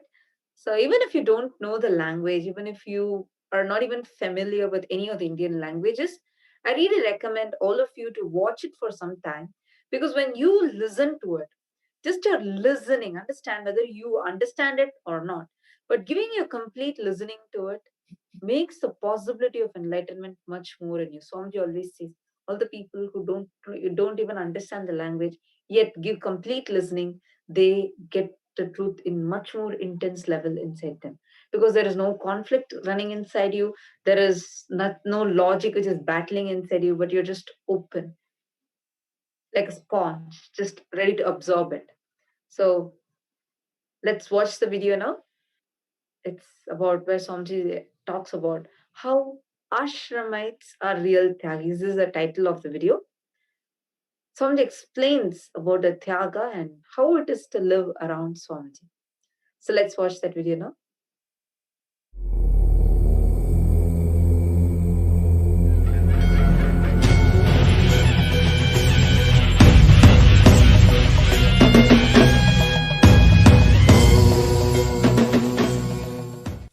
புருஷனாகிய நான் விளையாடுற விளையாட்டு வேற. வேற சக்தி, வேற உடல் நலம், வேற மனநலம், இந்த பொங்கி பெருகின்ற பிரவாக சக்தி விளையாடுறது. ஆனால் நான் விளையாடுற சக்தி வேற, அந்த சக்தியால் விளையாடுறேன், அது வேற. ஆனால் என்னுடைய சாயலாலேயே இவர்கள் விளையாடுற விளையாட்டு, என்னுடைய ஒளியின் சாயல் மேலப்படுறதாலேயே, என்னுடைய பிரதிபலிப்பு மேலப்படுறதாலேயே நான் செய்கின்ற அத்துணை வேலையையும் இவர்கள் செய்கிறார்கள். என்னுடைய ஓட்டத்திற்கு ஈடாக எழுந்து நிற்கின்றார்கள். ஒரு பலசாலி 100 தோப்புக்கரணம் போடுறது பெரிய விஷயம் இல்லை. ஆனால் வளர்ந்து வர்ற குழந்தை 2 தரம் உட்கார்ந்து எந்திரிக்கிறதே பெரிய விஷயம் இல்லையா? அதனால் அவர்கள் வாழுகின்ற உணர்வு நிலைக்கு அவர்கள் செய்வது மிக பெரும் சாதனை. அதனால தான் சொல்கிறேன், என்னை விடவும் உயர்ந்தவர்கள். அதாவது இந்த இன்புட் அவுட்புட் அந்த ரேஷியோ படி பார்த்தீங்கன்னா அவர்கள் என்னை விடவும் உயர்ந்தவர்களே. புருஷனாகிய ஒரு பரமஹம்சன் இறங்கி அவனுடைய லீலையை நடத்தணும்னா அருமையான ஒரு மேடை வேணும். அந்த மேடையாக அமைந்து நான் பெருமைப்படுகின்ற மேடையாக அமைந்தவர்கள் எனது ஆசிரமவாசிகள். யாருக்கிட்டையுமே இல்லாத, யாராலுமே கிளைம் பண்ணிக்க முடியாத, நமக்கே உரிய மிகப்பெரிய பெருமை ஆழமான ஸ்ரத்தையுடைய சீடர்கள்.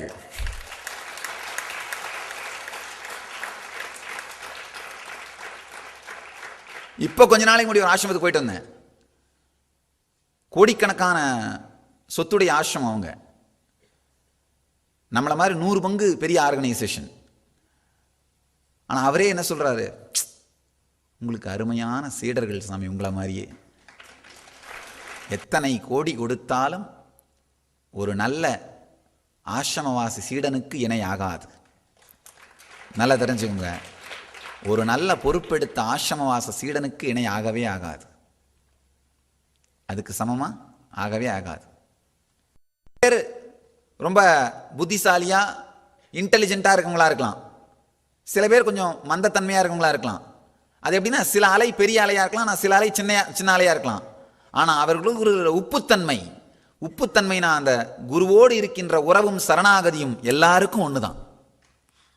இந்த உறவும் சரணாகதியும் எல்லாருக்கும் ஒன்று தான். சிலது சின்ன அலையாக இருக்கலாம், சிலது பெரிய அலையாக இருக்கலாம். சில பேர் அட்மினிஸ்ட்ரேஷன் பண்ணுறவங்க, அது பெரிய அலை. சில பேர் கிச்சனில் சமைக்கிறவங்க, அது ஒரு சின்ன அலை. சில பேர் செக்யூரிட்டியாக இருக்கவங்க, இன்னொரு சின்ன அலை. சில பேர் பாத்ரூம் கழுவுறவங்க, அது இன்னொரு சின்ன அலை. அந்த மாதிரி அலைகள் சின்னதும் பெருசுமா இருக்கலாம். ஆனால் எப்படி கடலுக்குள்ளே இந்த உப்பு வியாபித்திருப்பதைப் போல இவர்கள் எல்லோருக்குள்ளும் நானே நிறைந்திருக்கின்றேன். ரொம்ப அழகாக கிருஷ்ண கீதையில் சொல்லுவார், மன்மனா பவமத் பக்தா மத்யாஜீமாம் நமஸ்குரு மாமே வைஷ்யசி கௌந்தேய மத்குருஷ்வமதர்ப்பணம். என்னையே நினைந்து என்னை பற்றியே பேசி எனக்காகவே வாழ்ந்து என் செயலையே செய்பவர்கள் என்னிலேயே கரைந்து நானாகவே மாறுவார்கள். ஆசிரமவாசிகளுக்கு வேற ஒன்றுமே இல்லையே. அவங்க வேலைக்கு போனாலும் எதுக்காக போகிறாங்க? இந்த உடம்பை வச்சிருக்கணும். உடம்பை எதுக்காக வச்சிருக்கணும்? சாமி சேவை பண்ணுறதுக்கு. அவ்வளவுதான். எல்லாமே எங்கே வந்து முடியுது? இதில் தான் வந்து முடியுது.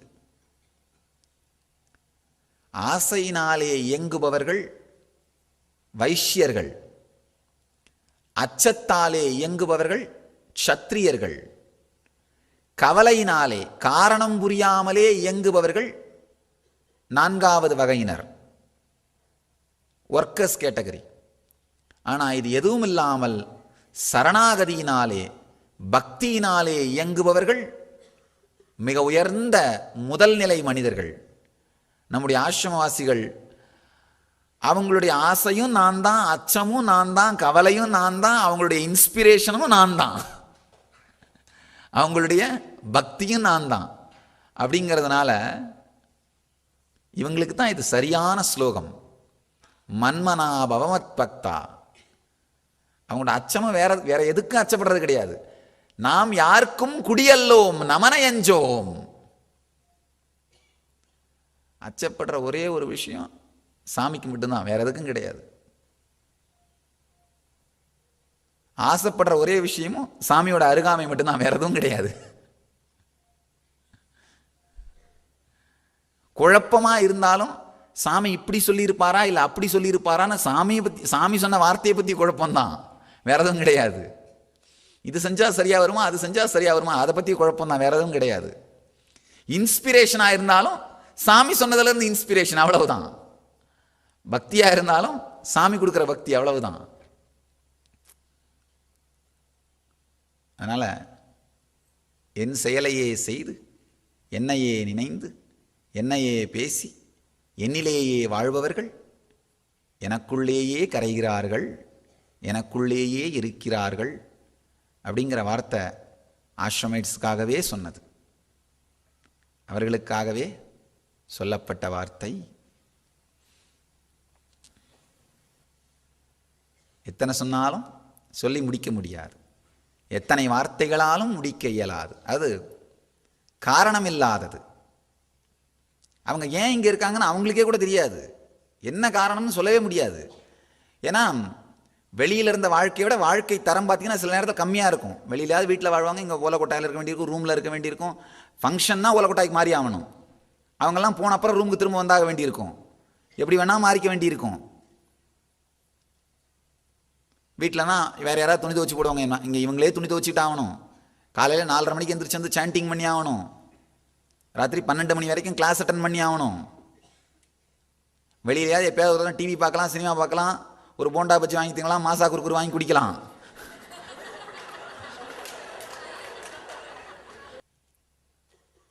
பிரைவசியை தியாகம் பண்ணுறது தான் மிகப்பெரிய தியாகம். ஆசிரமவாசிகள் எனது பிரதிபிம்பங்கள், என்ன மாதிரியே தைரியம் இருந்தாகணும். திடீர்னு என்ன பண்ண, ஒரு நாள் நடந்துட்டு இருந்தேன், இங்கே ஆசிரமத்துக்குள்ள நடந்துட்டு இருந்தேன். ஒரு 4-5 பேர் என் பின்னாடி நடந்து வந்துட்டு இருந்தாங்க. அப்படியே நின்று கேட்டேன், நான் என்ன சொன்னாலும் செய்வீங்களா அப்படின்னு. 4-5 பேரும் அதுக்கு என்ன சாமி சொல்லுங்க, செய்யணும் அவ்வளோதான் அப்படின்னாங்க. கையில் இருந்த கர்ச்சீஃப் ஒருத்தர் கையில் கொடுத்து போனி மலேசியாவுக்கு அப்படின்னேன். கையில் இருந்த இன்னொரு செருப்பு பாதுகை கழட்டி கொடுத்து நீ போ சவுத் ஆப்பிரிக்காவுக்கு அப்படின்னு. இன்னொருத்தருக்கு ஒரு முடியை உருவி கொடுத்து நீ போ துபாய்க்கு அப்படின்னு. அந்த மாதிரி கையில் இருந்த சாமான்களை ஒன்று ஒரு கையில் கொடுத்து போய் எஸ்டாப்ளிஷ் பண்ணுங்கன்னு சொன்னேன், அவ்வளவுதான். எந்த டைமில் என்ன வரும்னு யாருக்கும் தெரியாது. நேற்று ஆஷ்ரமைட்ஸ் மீட்டிங்கில் ஒரு பிரம்மச்சாரி கூப்பிட்டு நீ பட்டணம் போய் பூஜை பண்ண ஆரம்பி, நீ போய் அங்கேருந்து பூஜை பண்ணி அந்த ஏரியா முழுக்க பழையபடி வேலை நடத்து அப்படின்னு. அந்த பிள்ளை 2வது தரம் கூட யோசிக்கல, சரி சாமி எப்போ போகணும், அவ்வளோதான், முடிஞ்சு போச்சு. யாருக்கு எந்த நேரத்தில் என்ன கமாண்ட் வரும்னு யாருக்கும் தெரியாது. ஆனால் உடனே எந்திரிச்சிக்க வேண்டியதான். இது என்ன ஞான சேனை, எதுக்கும் தயாரா நின்று எதையும் எதிர்கொண்டு செய்து முடிக்கின்ற சக்தி, ஸ்ரத்தை, தைரியம். ஊர் தெரியாத ஊரில் போய் எஸ்டாப்ளிஷ் பண்ணுறது ஒரு வேலைன்னா, சொந்த ஊரில் போய் எஸ்டாப்ளிஷ் பண்ணுறது அதை விட பெரிய வேலை. வெளிநாட்டுக்கு அனுப்பின அந்த அவளும் தயங்கலை, சொந்த ஊருக்கு போகணும்னு சொல்லும்போது இவளும் தயங்கலை. யாருக்குமே தயக்கம் கிடையாது. சாமி சொல்லியாச்சு, முடிஞ்சு போச்சு. அதை தான் ஆசிரமவாசிகள்னு சொல்கிறேன். ஃபர்ஸ்ட் ஆஃப் ஆல் அதை சொல்கிறதுக்கே நான் இவ்வளோ யோசிப்பேன். சொன்னால் தயங்குவாங்க, நான் சொல்லவே மாட்டேன். சொன்னால் தயங்க மாட்டார்கள்னு அவங்க மேலே நம்பிக்கை எனக்கு கொடுக்கறது, அதுவே பெரிய விஷயம். அதுக்கப்புறம் சொன்ன உடனே அதையும் எந்திரிச்சு நின்று செய்யறது, இதை விட பெரிய தியாகம் என்னன்னா, ஆசிரமவாசிகளாக வந்து நான் சொன்னேன்றதுக்காக போய் படிக்கிறதா, நான் சொன்னேன்றதுக்காக என்னுடைய பக்கத்தில் கூட இல்லாமல் போய் நின்று வேலை செய்கிறது. சில பேரை போய் படிச்சுட்டு வான்னு அனுப்புகிறேன், சில பேரை போய் ஒரு ஆசிரமத்தை எஸ்டாப்ளிஷ் பண்ணிட்டு வான்னு அனுப்புகிறேன். அதுதான் மிகப்பெரிய தியாகம், அதுதான் மிகப்பெரிய தியாகம். எந்த நேரத்தில் எந்த வார்த்தை வரும்னு தெரியாது, அதுக்கான தியாகம், அதை எக்ஸிக்யூட் பண்ணுற தியாகம், அதைத்தான் ஆசிரமவாசிகள்னு சொல்கிற அருமையான ஒரு வார்த்தை, உபனிஷத் வார்த்தை. தியாகே நைக்கே அமிர்தத்துவமான சுகு, தியாகத்தன்மை இல்லாமல் அமிர்தத்துவமாகிய நித்யானந்த நிலை அடையப்படாது. நல்லா தெரிஞ்சுக்கோங்க. நீங்க வேற எந்த மாதிரி உங்களை பூசி மொழிகிட்டாலும் நீங்க பூசி மொழிகிறீங்க. இப்ப புரிஞ்சுக்கோங்க, இந்த தியாகத்தன்மையினால் மட்டும்தான் நித்யானந்த நிலை அடையப்படும். மனக்காக மற்றதை தியாகம் பண்ணது மட்டும் இல்லாம என் வேலைக்காக என்னையுமே தியாகம் பண்றது தியாகத்தின் உச்சி. என்னுடைய வார்த்தைக்காக என்னை சுற்றி வாழ்கின்ற வாழ்க்கையுமே தியாகம் செய்வது, அதுதான் மிகப்பெரிய தியாகம். ஏன்னா மற்றதுக்காக எனக்காக மற்றதை தியாகம் பண்ணிடுறது பெரிய தியாகம் கிடையாது, அது ஈஸியாக பண்ணிடலாம். ஏன்னா சாமியை சுற்றி வாழறதுன்னா அவ்வளோ ஜூஸியான லைஃபு, அவ்வளோ பெரிய ஜாய்ஃபுல்லான லைஃபு. மற்றதெல்லாம் தியாகம் பண்ணிடுறது பெரிய விஷயம் இல்லை. ஆனால் ஏதாவது ஒரு வேலை சொல்லும் பொழுது, ஏதாவது ஒரு பொறுப்பை கொடுக்கும் பொழுது என்னை சுற்றி வாழறதையே தியாகம் பண்ணிட்டு போகிறது, இவங்க எல்லாருடைய தியாகத்தினுடைய ஒட்டுமொத்த திரட்சி. அதனால தான் இத்தனை லட்சம் பேருக்கு நாம் நல்லது செஞ்சுருக்கிறோம். நல்லா தெரிஞ்சுக்கோங்க, ஒரு நாளைக்கு 20,000 பேருக்கு நம்ம ஹீலருங்க ஹீல் பண்ணுறாங்க. ஒரு முட்டி வலி, தலைவலி, இந்த சின்ன சின்ன விஷயங்களெல்லாம் கூட போதுமே 20,000 பேருக்கு ஹீல் ஆகுது ஒரு நாளைக்கு. இது இல்லாமல் பல லட்சக்கணக்கான மக்கள் நம்முடைய புத்தகங்களை படிப்பதன் மூலமாக மென்டல் ஹீலிங் ஆகிறாங்க, மன ரீதியாக துக்கத்திலிருந்து வெளியில் வராங்க, ஆனந்தமயமாகறாங்க. இன்னும் எத்தனையோ ஆயிரக்கணக்கான விஷயங்கள் நடக்குது. இது எல்லாத்துக்கும் காரணம் திரண்டு எழுந்து பொறுப்போடு நிற்கின்ற இந்த சில நபர்கள், ஆசிரமவாசிகளுடைய தியாகம்தான். இவங்க தியாகம்தான், இவங்களுடைய தியாகம்தான் மீது எல்லாத்துக்குமான காரணம். நான் யாருக்காவது ஒரு உத்தரவு கொடுக்கும் பொழுது எப்பவும் காரணத்தை சொல்றதே கிடையாது. காரணத்தை கேட்டுட்டு செய்கிற ஆளுங்களுக்கு உத்தரவு கொடுக்குறதே கிடையாது. உத்தரவு போடுறவங்களுக்கு காரணம் சொல்றது கிடையாது, காரணத்தை கேட்டுட்டு தான் செய்வேன் அப்படின்ற ஆளுங்களுக்கு உத்தரவு போடுறது கிடையாது. காரணம் இல்லாமலேயே வார்த்தையை வாழுபவர்கள் அவங்களத்தான் ஆசிரமவாசிகள்னு சொல்றேன். பெரிய புராணத்தை எழுத ஆரம்பிக்கும் பொழுது சுந்தரர் மிக அருமையாக ஆரம்பிக்கிறார். முதல் வரி தில்லைவாழ் அந்தனர்தம் அடியார்க்கும் அடியேன்னு சொல்றாரு. தில்லையிலே வாசம் பண்ணுகின்ற அந்த தீட்சிதர்கள் தான் அந்த எல்லா இந்த ட்ரெடிஷனையும் உயிரோட வச்சிருக்கிறதுனால தில்லைவாழ் அந்தனர்தம் அடியார்க்கும் அடியேன்னு சொல்றாரு.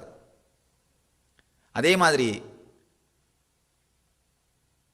இதுக்கு மேல என்னுடைய வரலாறு எங்கு எழுதப்பட்டாலும் சரி, முதல்ல தியானபீடத்தின் ஆசிரம வாசிகளை முதல்ல நினைச்சிட்டு அதுக்கப்புறம் தான் எழுதப்படணும். இன்றிலிருந்து எங்கெங்கெல்லாம் என் வரலாறு வாசிக்கப்படுகிறதோ எழுதப்படுகிறதோ, பப்ளிகேஷன் டிபார்ட்மெண்ட் நோட் பண்ணிக்கோங்க, the book is dedicated to all the ashramites of Nithyananda Dhyanapeetam. என்னுடைய வாழ்க்கை படிக்கப்படுவதற்கு முன்பு, எப்படி பெரிய புராணம் படிக்கிறதுக்கு முன்னாடி தில்லைவாழ் அந்தணர்கள் முதல் நினைக்கப்படுறார்களோ, அந்த மாதிரி என்னுடைய வாழ்க்கையும் செயல்களும் லீலைகளும் படிக்கப்படுவதற்கு முன்பு, நினைக்கப்படுவதற்கு முன்பு இந்த தியானபீடத்தின் ஆசிரமவாசிகள் நினைக்கப்படட்டும். கிருஷ்ணன் சொன்ன மாதிரி இந்த பிருந்தாவனமே ராதையின் நினைவினால் மலரட்டும்னு சொன்ன மாதிரி இந்த உலகமே என்னுடைய வாழ்க்கையை படிப்பதற்கு முன்பு, என்னுடைய லீலைகளை படிப்பதற்கு முன்பு, அதில் கரைவதற்கு முன்பு ஆசிரமவாசிகளை, நித்யானந்த தியானபீடத்தின் ஆசிரமவாசிகளை, இதற்கு காரணமாக இருந்தவர்களை நினைக்கட்டும், இதற்கு காரணமாக இருந்தவர்களை உணர்ந்து மலரட்டும்.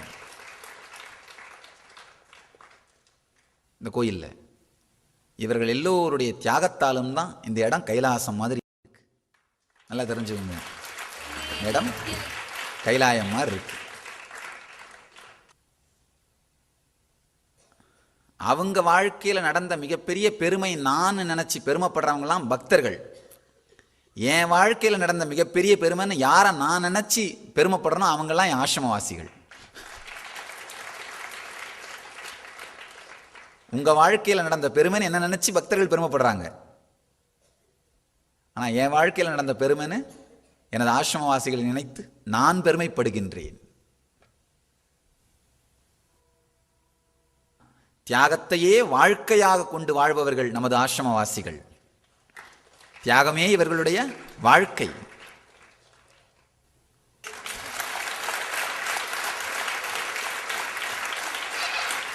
பவர் ஆஃப் இன்ஃபினிட்டியா எக்ஸ்பிரஷன் நடந்ததுனால தொண்டர்களும் அதே ஸ்திரத்தோடு அதே இன்டென்சிட்டியோட அந்த தியாகத்தோடு இறங்கி வந்து இருக்கிறார்கள்.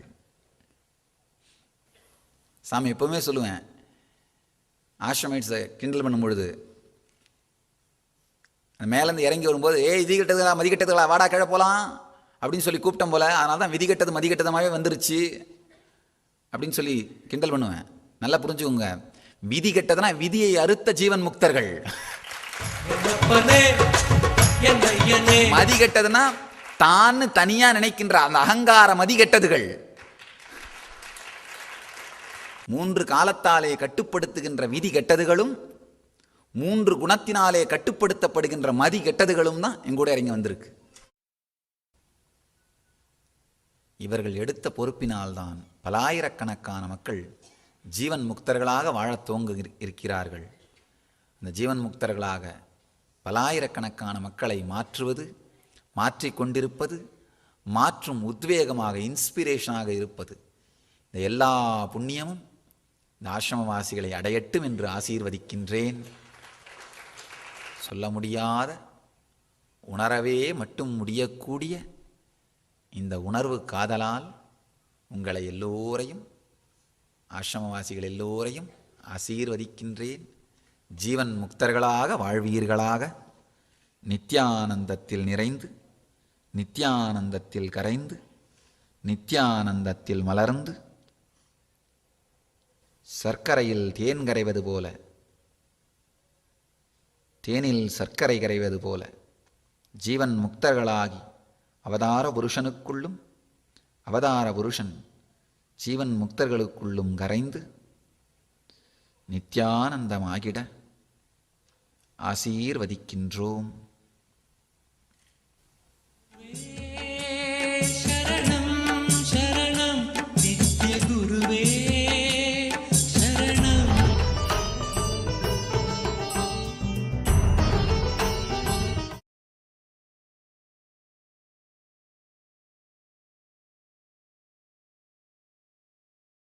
The essence, I'll just share with you all what clicked with me or what I understood just from the video. In this whole video, so beautifully, Swamiji is saying that how Adinavasis, those who live around Swamiji, they're all the people who have given up their individual identity, and people who are ready to give up that identity and tell yes to Swamiji without having to be given the reason, without having to be reason having to be told.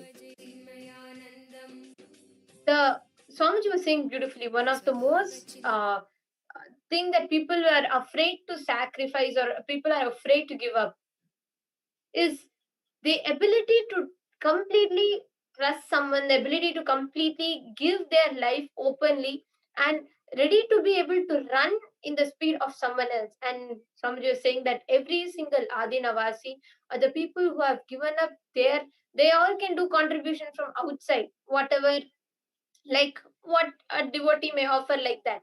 But being able to give their very life itself, like without knowing what will happen next, just having Swamiji as a source, that I was able to relate with that one thing so much, because for all of us, our whole life, Swamiji is a source of everything. Whether when Swamiji tells it, that's all, it's done. Or whether when we do something, it is for Swamiji. And when Swamiji tells something, that exactly is what we start manifesting as our reality.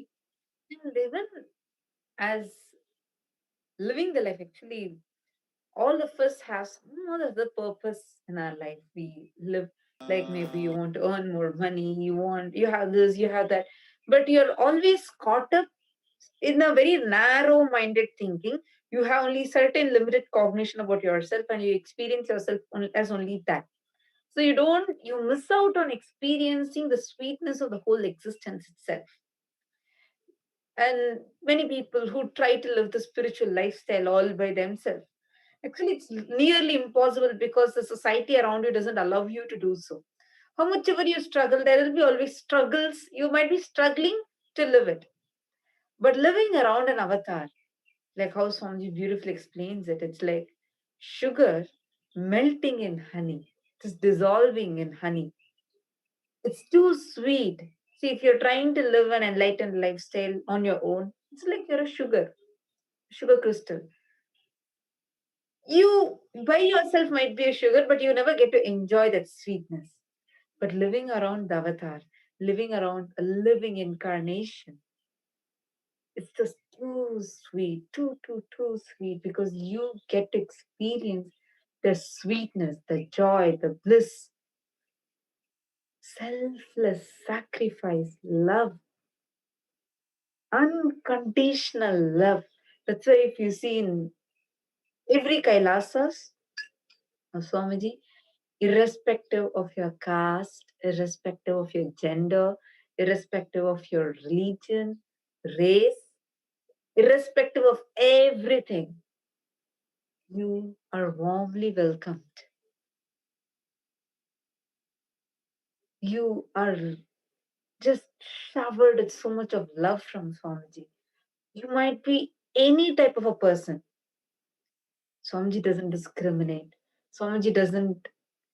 There is absolutely, actually, I forgot about this way of partiality, discrimination, everything after coming and living around Swamiji, because there's absolutely no life with no jealousy, no partiality, no bias based on anything. Completely just unconditional love. And that love inspires you and makes you to be integrated. So I'm so excited. These 3 videos, what you've been playing for the last 3 days, so sweet, so juicy, and just listening to these videos, just watching these videos. Swamiji has declared about Kailasa in 2008. Actually, this is a proof that this is not something new. Swamiji has been very clear with what his mission is from the very young age. That's why even to this day, we're able to say at the age of 3, Swamiji did his Chaturmasya. These are all actually proofs how he was very clear about the purpose of his incarnation itself. From the childhood, each of the activities, each of the records, evidences that we are able to see. It's just too amazing. I feel so blessed that we have got an opportunity when the avatar is in this physical plane. We are getting to experience him. We are getting to have his darshan. We are getting to listen to the messages directly from him. And we are getting to live around him. This is just so beautiful. And on October 1st, 7 p.m., we are going to have the very first message directly from Swamiji after the great pause. This great pause seems like, though Swamiji said it was only for 5 days, it just feels so long. The way how the messages come, see, understand. I know each one of you who are watching it today, on October 1st, 7 p.m. Indian Standard Time, we are going to be having the live darshan and a surprise revelation announcement and a very powerful initiation from Swamiji. It's going to be happening on the auspicious night of Paurnami, which is the full moon day. So I'm really excited for it. All of you who are watching this now, please do share this message with all your friends and get ready. October 1st, 7 p.m. Indian Standard Time. You can all watch it on the same channels that you're watching this videos right now. Now, just to announce about the upcoming votes of Kailasa. So we are having the first ever voting system where Hindus, in a very democratic way, with responsible democracy, decide about Hinduism, decide what is in Hinduism, what all are Hindu practices and what is not, where all of us together vote and decide what needs to be done. This responsible democracy is where you are not just blindly just going and just voting for namesake. Yeah, I just go and press one button. No, you are educated what is right, what all are the pros and cons of each choice you're going to be making. All the information is provided to you, and you are encouraged to do the voting. We are having this voting on October 25th. And right now, so what is this voting going to be on? The voting is going to be on deciding whether non-vegetarian diet should be part of Hinduism, meaning should it be made as a regular food, or should it be allowed just ritualistically, or should it be completely banned once for all? So what is your choice? What do you feel? Why do you choose what you choose? Take a few moments now and tweet it with the hashtag Kailasa votes and hashtag veg or non-veg. And you would also receive our live responses to your tweets. So please go to Twitter now. I'm also opening the Twitter, and all of us can discuss on what you understand, whatever your opinions are. We also have the challenges that people have been taking up. It's really been exciting, where many people who are signing up, especially for the 21-day challenges and the 7-day challenges and for the 3-day challenges. So you all can take a few minutes, go to Twitter and tweet it with hashtag Kailasa votes and hashtag veg or non-veg.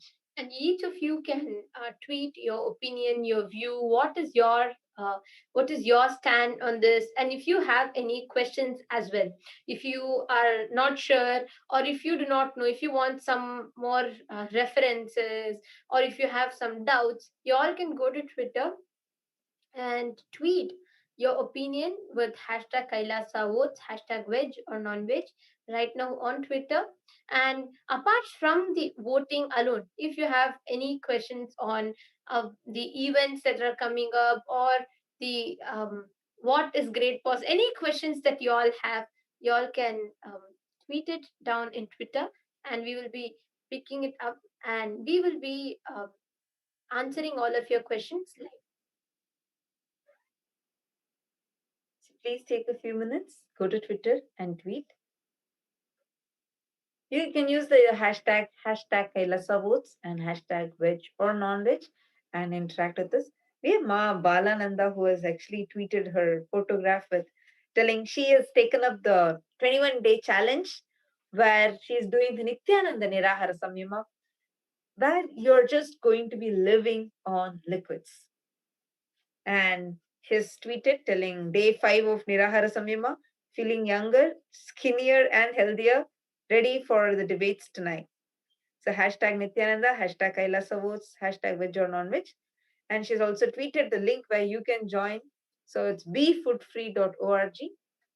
Now this topic actually, the topic of veg or non-veg, like it's a very huge topic. People, and it's one of the most debated topics as well. Many people have lots of dilemma, or people are not sure as to what the impact of non-veg is, what is the impact of eating it. Some people feel they are addicted to it, and there are lots of about this that goes on, and many people have lots of questions. So today we are all taking any questions that you all have, especially coming to this topic of veg and non-veg. Many people tend to have their ideas or opinions, because some people do feel that, oh, maybe non-veg, I have heard that even in Hinduism people eat non-veg, all of that. So yes, you all can post any questions that you all have. You all can feel free to post it with hashtag veg or non-veg and hashtag Kailasa votes.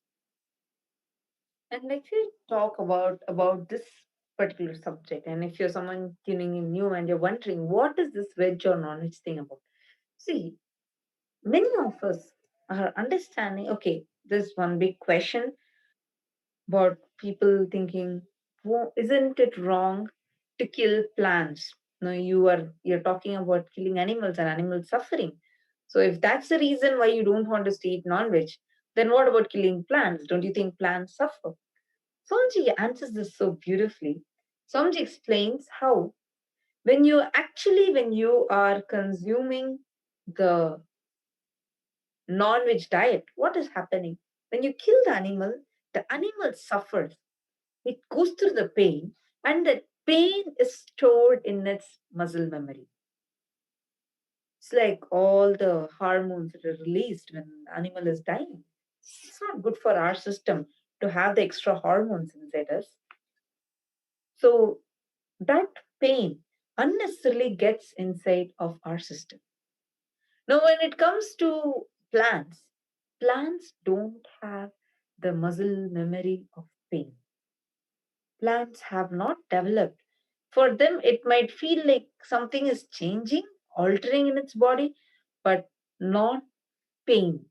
So that is why when you consume a plant, you don't feel that pain inside your system. Instead, you feel much lighter, you feel much more powerful, you feel younger, brighter. The main thing actually when talking about this topic, especially, one thing I remember is the freedom that we have for food. Now, according to you, what is having freedom for food? There are people who travel in their private jets from one country to another just to have a small dish, having a big table filled with different choices, variety of dishes. Actually, it is it's very beautifully. Actually, till I came to Swamiji, I never thought of this aspect. See, it's not just about consuming veg, non-veg, not, but your context of eating, your purpose of eating. This is a very popular saying. Eat to live, but not live to eat. And it just makes what we all understand it as, oh, okay, yeah, we are not supposed to keep eating a lot. We're supposed to be healthy, all that. But it's not just that.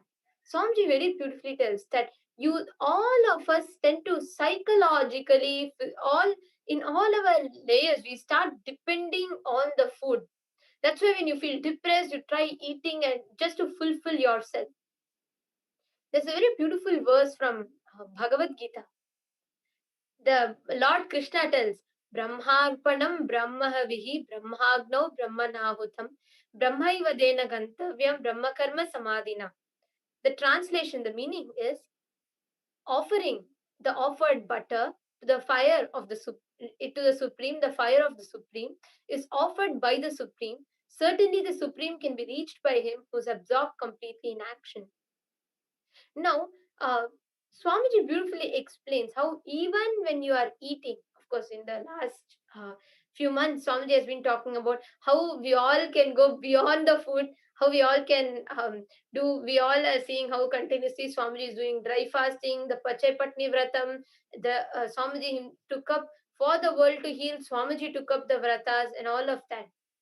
But mainly the food that we consume, many times we start psychologically associating with food as an external factor that fulfills us. It's true. We take it beyond we start feeling like the food itself, we start associating it wrongly with our psychological or neurological ups and downs. That is one thing. And another thing is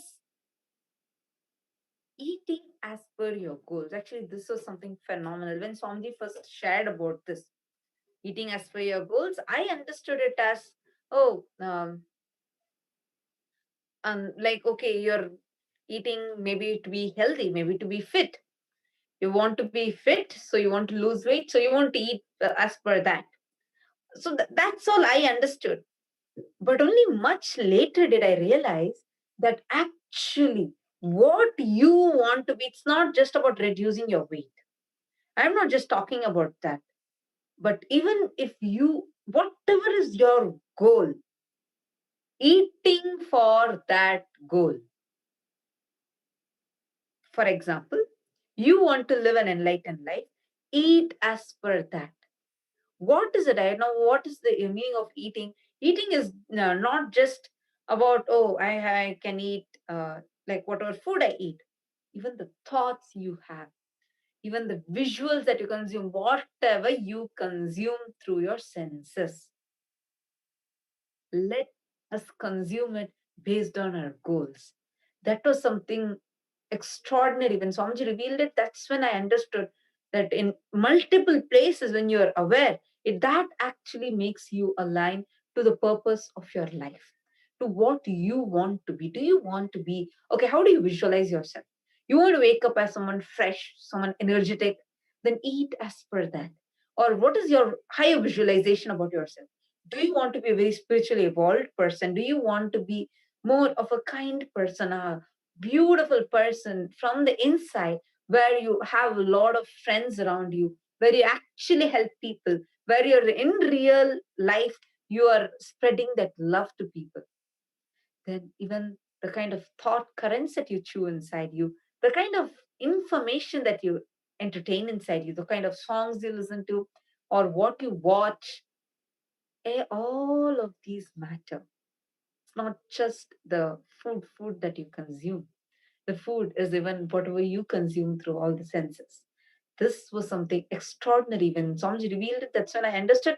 When we apply it and see, it's phenomenal. Now with this, let's enter into the meditation and have the darshan of Swamiji. Please sit straight. Sit with your head, neck and spine in a straight line. Close your eyes. Breathe in and breathe out deeply and slowly. Start chanting the Mahavakya, Om Nithyananda Paramashivoham, intensely.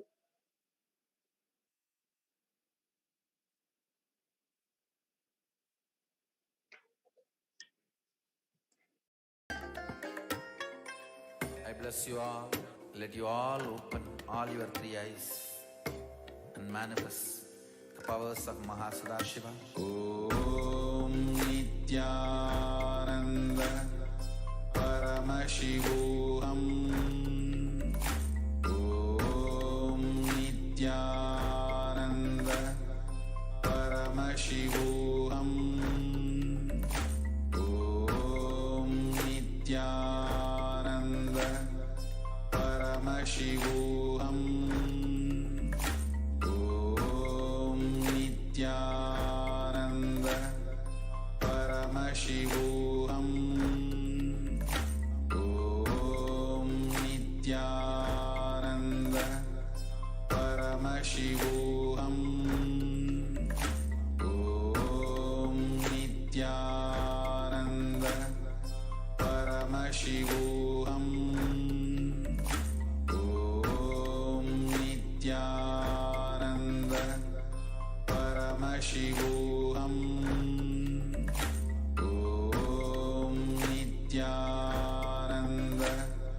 Paramashivoham. Om Nithyananda Paramashivoham. Om Nithyananda Paramashivoham.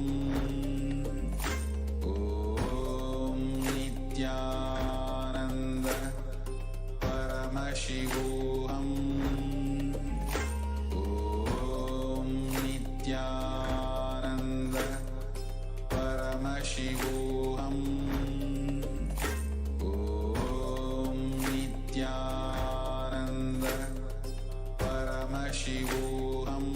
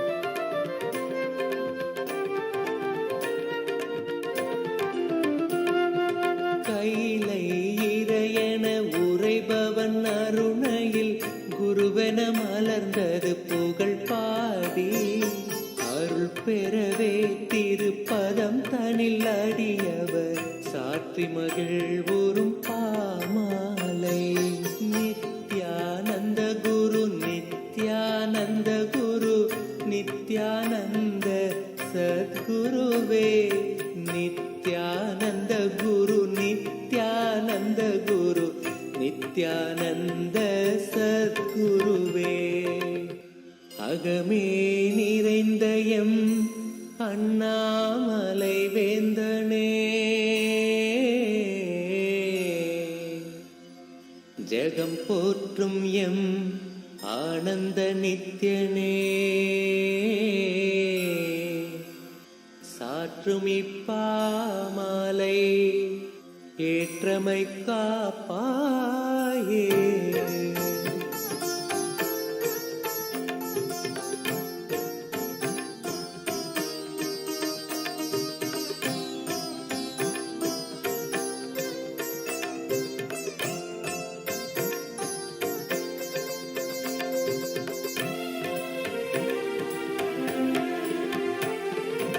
Nityananda குரு நித்யானந்த குரு நித்யானந்த சத்குருவே நித்யானந்த குரு நித்யானந்த குரு நித்யானந்த சத்குருவே அருணாச்சல நித்ய அருணாச்சல நித்ய அருணாச்சல குரு நித்யானந்தா அருணாச்சல நித்ய அருணாச்சல நித்ய அருணாச்சல குரு நித்யானந்தா அருணாச்சலம் தந்த வரமே அகத்தினில் அமர்ந்தே அருள் தரும் நித்யானந்தா குருவாய் மலர்ந்திங்கு உணர்வாய் கலந்தெமக்குயர்வாழ் வழித்திடும் नित्यानन्देश्वर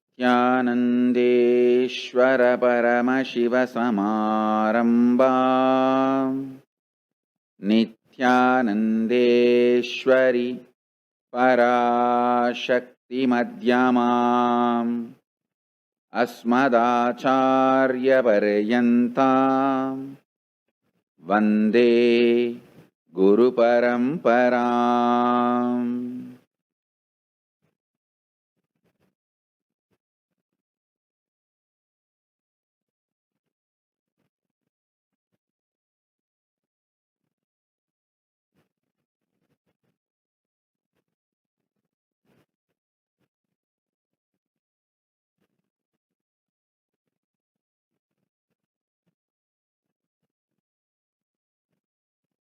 I welcome you all with my love and respect. I welcome all the living and practicing Hindus from all over the world. I welcome all the Sarvanyapeta Kartas, Ejamans, manifestors, Sarvaparityagis, Srimahans, Mahans, Kotari Tanedar, visitors, viewers, Kayakalpa Yoga participants, Kailasa's e-Gurukul students, Kailasa's NHU students, Kailasa's ministers, ambassadors, diplomats, e-diplomats, citizens, consulate generals and supporters, Mantreshwaras, Vidyeshwaras, Ganeshwaras, Lokeshwaras and Astreshwaras, Paramashiva Ganas and Paramashivoham season 12 participants. I welcome all of you with my love and blessings. Today is the third day of Ananda Venkateshwara Swami's Salakatla Brahmotsavam. Venkateshwara Swami is gracing in Sarva Alankara in Pearl Mandapam, performing the Kaliya Nardhanam in Adi Kailasa Nithyananda Paramashivam. We will now offer our worship at the feet of Sri Ananda Venkateshwara Swami first, and then enter into the Satsang.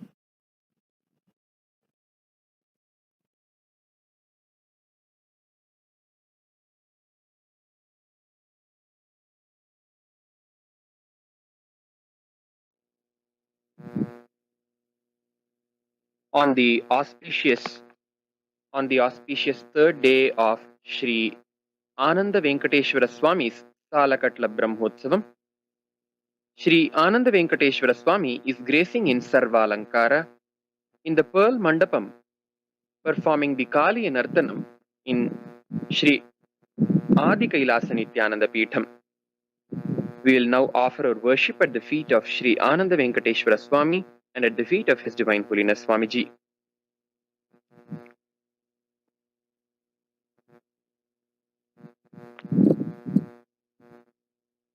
मुखे चारुहासं करे शङ्खचक्रं गले रत्नमालां स्वयं मेघवर्णम् तथा दिव्यशस्त्रं प्रियं पीतवस्त्रं धरन्तं मुरारिं भजे वेङ्कटेशम्।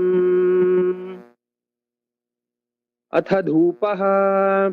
ॐ धूरसि धूर्वधूर्वन्तन्धूर्वतयोऽस्मान् धूर्वति तन्धूर्वयं वयं धूर्वामस्त्वं देवानामसि सस्मितमं पप्रितमं जुष्टतमं वह्नितमं देवहूतममहृतमसि हविर्धानन्दृगम्हस्वमाह्वार्मित्रस्य त्वा चक्षुषा प्रेक्षेमाभेर्मा संविक्था मात्वाहि गुंसिषम्।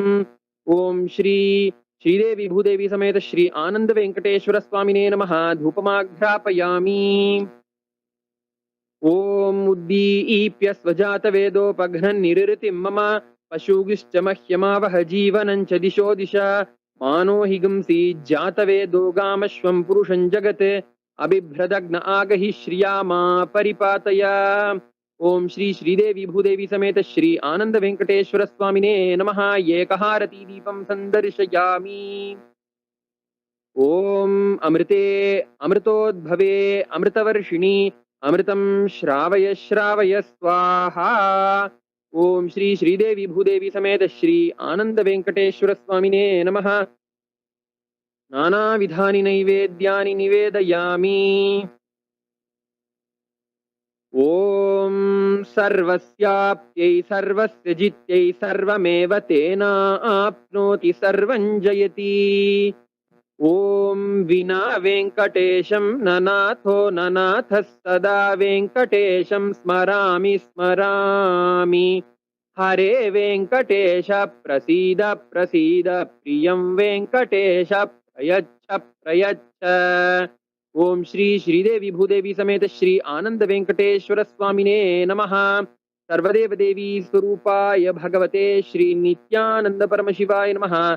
सर्वोपचार पूजार्थे सर्वापराध क्षमापणार्थे समस्त मंगल प्राप्त्यर्थे मंगल नीराजनं संदर्शयामि रक्षान् धारयामि।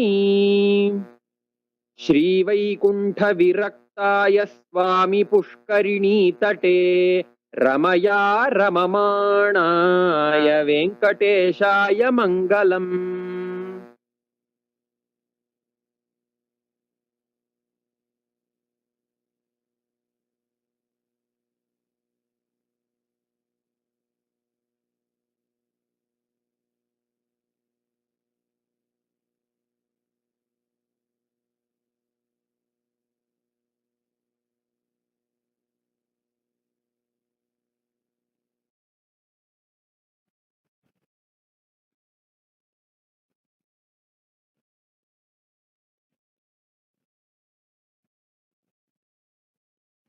Paramashiva's direct message.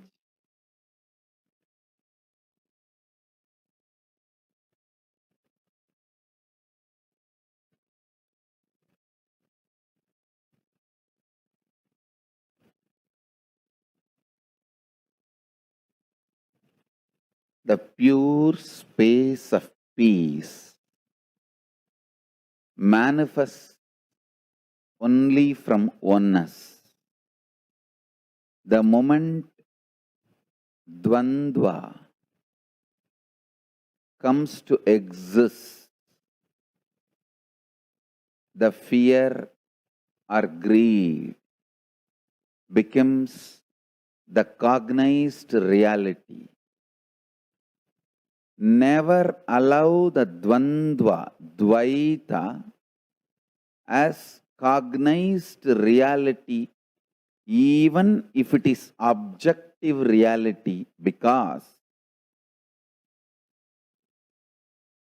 cognized reality is the decision maker, game changer about your objective reality. There are 3 levels of reality: objective reality, subjective reality, cognized reality. The cognized reality changes the quality, quantity, definition, perception, experience of subjective reality that naturally changes the objective reality perceived by us. Understand?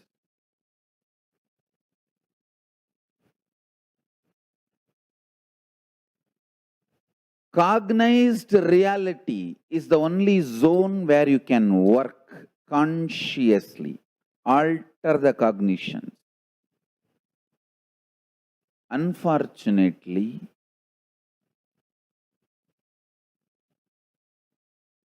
instead of working on the cognized reality, you go on working on objective reality. Understand? The ideas which makes you work on objective reality, showing objective reality is your first priority, is what I call pious fraud. It first makes you feel objective reality is too important, too real, need to be attended immediately.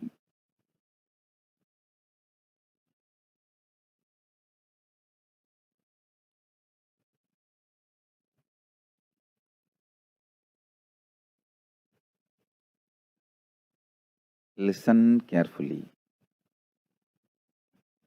Anything which is told to you in a very loving, caring way, and the way you feel it is for your interest, only then you start listening.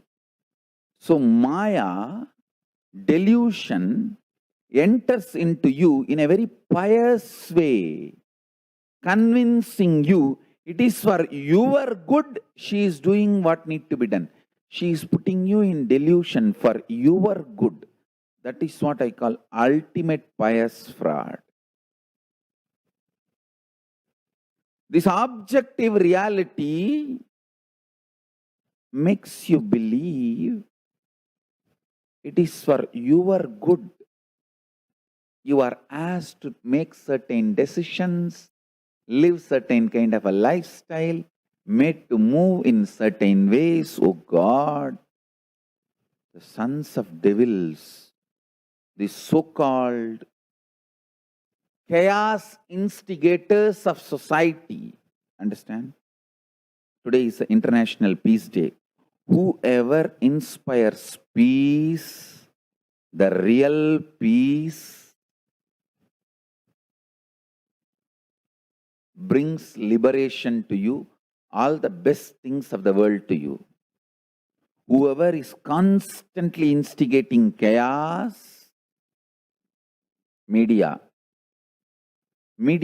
thrives on creating chaos. To catch the eyeballs, it creates crimes. To catch the eyeballs, it creates chaos. To catch the eyeballs, it creates scenes. To get TRP, they will do anything. Today is International Day of Peace. Let us understand peace. Peace manifests from the beings who declare oneness. Consciously who declare oneness. From them peace manifests. Understand? Media. The chaos mongering social powers, political powers, religious powers, or any power center, it is chaos mongering, disturbing the peace of the humanity.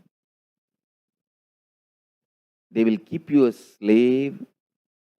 They will destroy your life. Understand?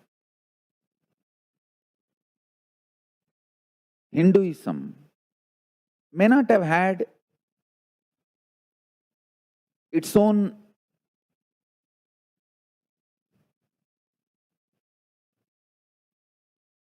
criminal strategies to create chaos in the world and retain its land or accumulate more land, but it is the most beautiful religion for human beings, which can really give you ultimate peace. I tell you, the only religion never supports terrorism or conversion. See, physically killing someone is terrorism. Mentally killing someone in course of time is conversion. Conversion is like your son, daughter, the third generation is killed. Terrorism, like killing killing the human beings who are in front of you directly, immediately, is terrorism. Killing the human beings who are going to come, like you convert the father, then the son becomes not only born convert, and he gets more involved in your religion. By the time the grandson comes, he becomes fanatic and he starts converting others. Understand? Conversion and terrorism is one and the same. Just time gap.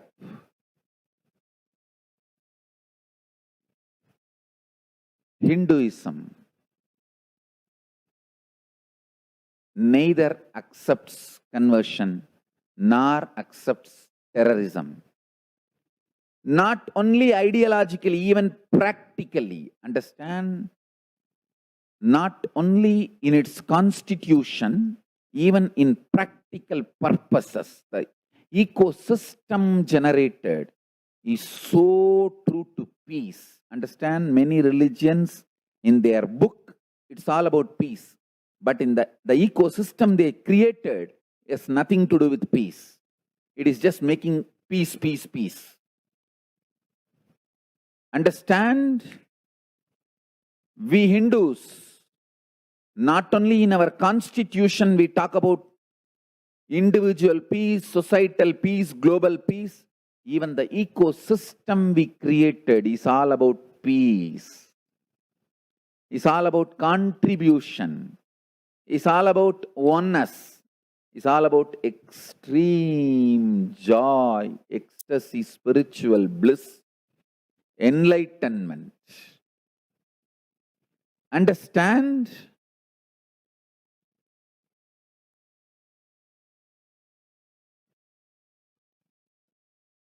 If you are standing for Hinduism, you are standing for real peace. If you are standing for real peace, you are standing for Hinduism. Hinduism is the most peace-loving, peaceful, peace-practicing religion. Understand? Just look around. Pick up each religion. How many people they converted in last 200 years? Just let us see the last 200 years history. How many people they killed in the religion-related terrorism activities? List for each religion. I am not even talking about thousands of years of history, just 200 years. I guarantee even the worst biased fanatic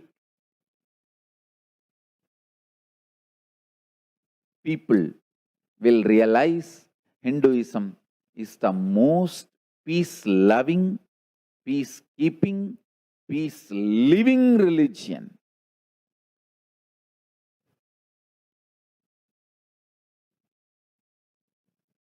With joy and bliss, tremendous pride for being living and practicing Hindu. I bless this world. Loka samasta sukhino bhavantu. Let the whole world be happy, blissful. Every chanting, every prayer in Hinduism ends with Shanti, Shanti, Shanti 3 times, means peace, peace, peace. Hinduism is the real religion. Loving peace, living peace. Individual level, social level, global level.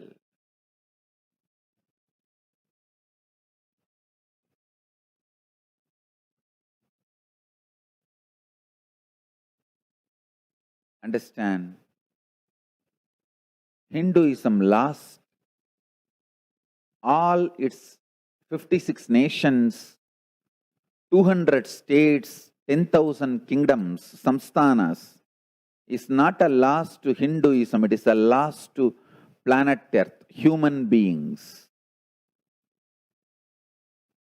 Wherever Hinduism is practiced, kept alive, the ideal of global peace is kept alive. Just do this one simple statistics. You yourself study. Google and study. Take the top 10 religions and list how many people they converted in last 200 years, how many people they killed. List for each religion. I can be 200% sure. You yourself will realize Hinduism is the most peace-loving and peace-living religion, neither conversion nor terrorism. Neither conversion nor terrorism. Being the supreme pontiff of the most peace-loving, peace-living religion, I give you all my blessings on this International Peace Day. Understand? It is we Hindus need to keep the global peace as a living possibility, and we need to make this global peace as reality. Just talking about global peace will not work. Working for global peace only is the responsibility of the real living Hindu. Anyone who wants to claim themselves as a Hindu or practicing Hindu should work for global peace. Global peace is our responsibility.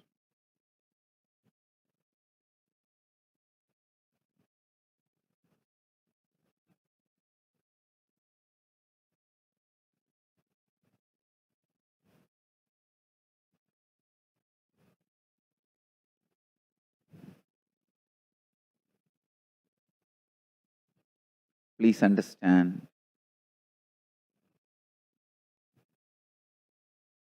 For all the living and practicing Hindus all over the world, I have a sincere request today. On this International Day of Peace, 21st September 2020, let us all take the responsibility for global peace. Understand?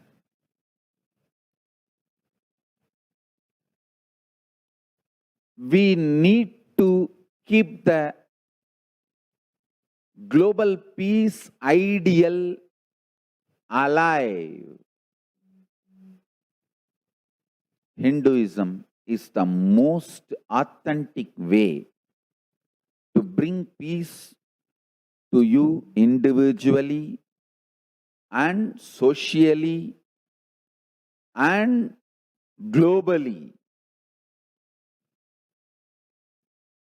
So, today I wanted to take the responsibility along with whoever wants to join. Understand? Please listen carefully. This is my invitation to all the living and practicing Hindus who want to be part of this global responsibility to bring global peace as a reality. all the great ideals like no conflicts, living without conflicts, living without terrorism, living peacefully, living without aggression, physically or mentally, living with individual peace and making global peace as reality. For this, I am launching a project today. I invite all the living and practicing Hindus to be part of this project. Listen carefully. Many countries all over the world allow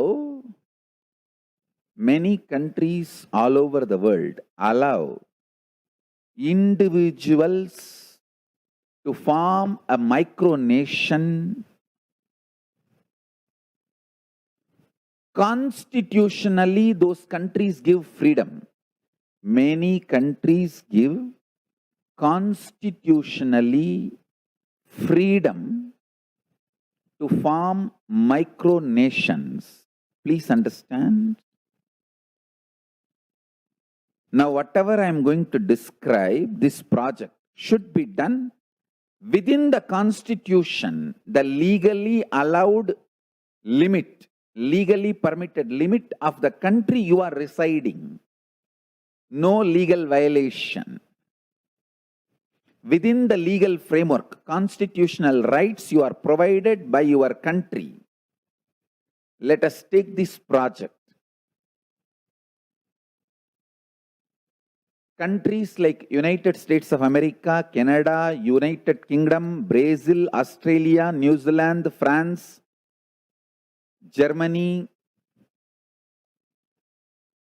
Antarctica, Antigua, Barbados, Austria, Bosnia, and Brazil, Chile, Colombia, Cook Islands, France, Marshall Islands, Croatia, Denmark, Fiji, Tonga, France, Germany, Greece, Honduras, Israel, Italy, Kiribati, Gambia, Lithuania, Mexico, New Zealand, Portugal, Reunion, Serbia, Sweden, and Bahamas, Uruguay. In all these countries, micronations exist. We have done thorough study and research on this for last 2 years. I should say we started studying for more than 10 years. The thorough research we did last 2 years. We have a legal opinion of the top-notch lawyers of each of these countries. Written legal opinion. With the Supreme Court judgments of those countries. In all these countries, micronation is a legitimate entity allowed to exist. See, some countries don't allow in the world. Some countries allow micronations to exist. Some countries not only allow, they even recognize. This countries list which I read out, 40 countries, they allow micronations to exist. All living, practicing Hindus, my disciples, devotees, I request all of you to form as many micronations as possible.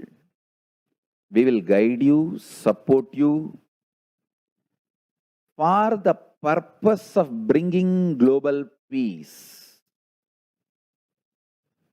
The purpose of these micronations getting formed all over the world, global peace. By next year, International Peace Day, we want to make 1008 micronation entities all over the world, and the union of this 1008 micronation entity will be the macronation Kailasa.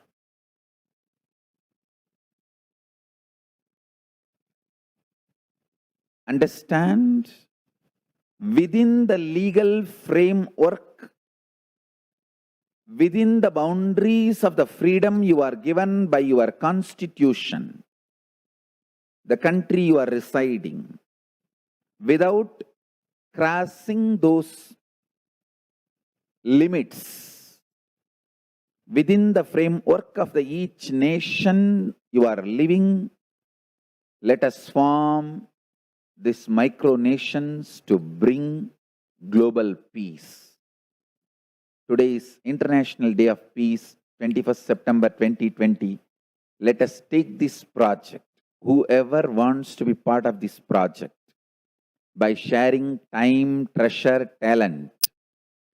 Please contact Ma Jnanatma, who will be the lead for this project. I have 2-minute video clip introducing this project and how it is going to bring global peace. Please watch it. Micronations. What are micronations? Micronations are groups of people who declare themselves as countries. Micronations have obtained de facto recognition through negotiations and visits with ambassadors from some countries. Micronations can be considered sovereign nations and recognized as such. Wikipedia lists 80 plus micronations established in more than 40 countries. You can now create a micronation of Kailasa in your city or state in adherence to the local law of the land and become its founding father. Sangha members who group together to establish a micronation of Kailasa in your city or state become the founding fathers of that micronation. Our ancestors created Hindu temples. It is time for us to create Hindu nations. Kailasa envisions to have 2,000 micronations. Kailasa inspires everyone to claim your Hindu-centric freedom in adherence to the local constitutional laws of your country. All the micronations of Kailasa form Kailasa, the macronation.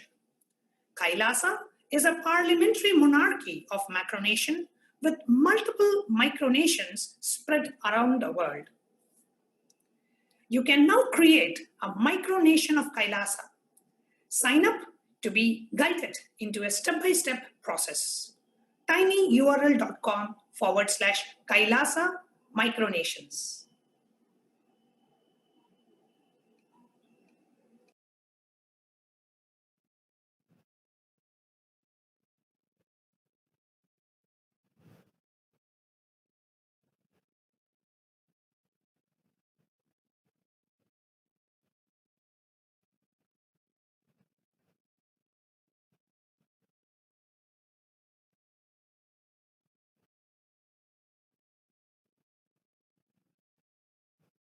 Listen.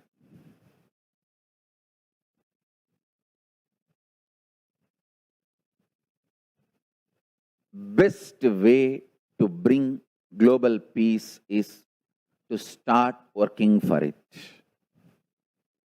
Individual level, social level, global level, let us start working for it. If you are in a country which I listed out, which I read out, want to form the micronation, please contact us immediately. If you are in a country which I did not list, but you want to support this project, please contact Jnanatma through that mail ID which I have given. I will project that link now. Again, please understand, let us establish at least 1,000. See, we are working for 2,000. We already listed the living, practicing Hindus who are going to be part of this micronation, the founding fathers of micronations all over the world. First and foremost thing, everything has to be done as per the constitution of the country you exist, within the legal framework, within the legally allowed freedom. Understand? The purpose of these micronations is to bring global peace. I don't want anyone to create conflict by creating this micronation. The purpose of the micronation is to bring global peace. So whoever is interested in really working for global peace, responsibly spreading oneness, the great Hindu principles, and creating not only individual peace, by creating a globe, see, not only creating individual peace by meditation, unclutching, creating an ecosystem where the global peace can start manifesting. Living global peace, loving global peace, spreading global peace. So the purpose of these micronations is to bring global peace.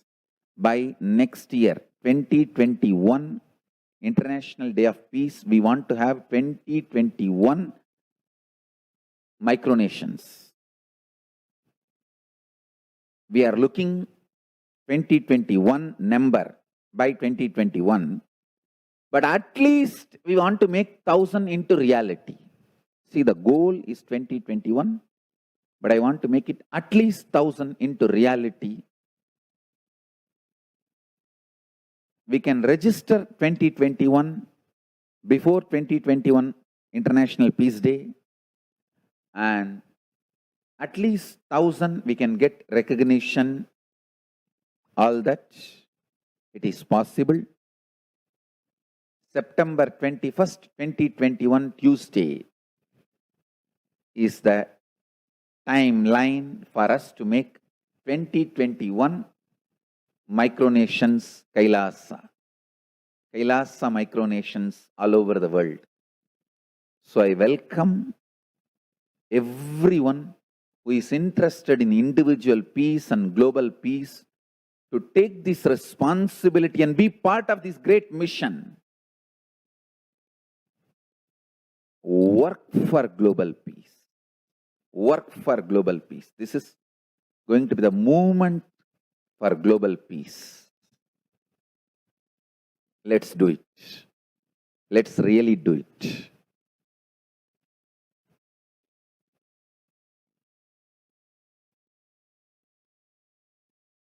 Last 26 years I am working for reviving the enlightened civilization. 10 years we are studying very seriously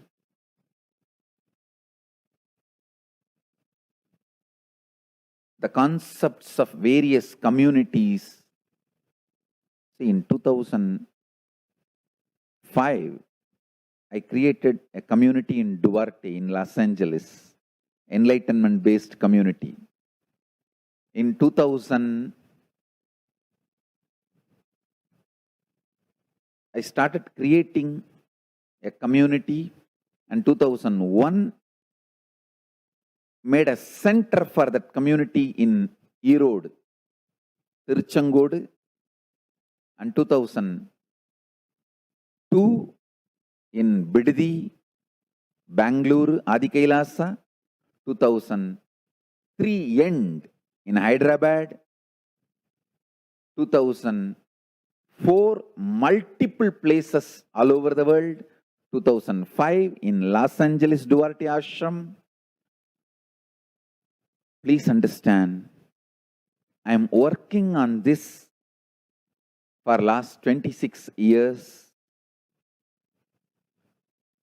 Now we have mastered this science. We have become expert in this science. So, Last 10 years, we thoroughly studied legal and various implications, and especially last 2 years, getting to the ground and collecting legal opinions and practically how the communities are successful, everything, the whole knowledge is ready. And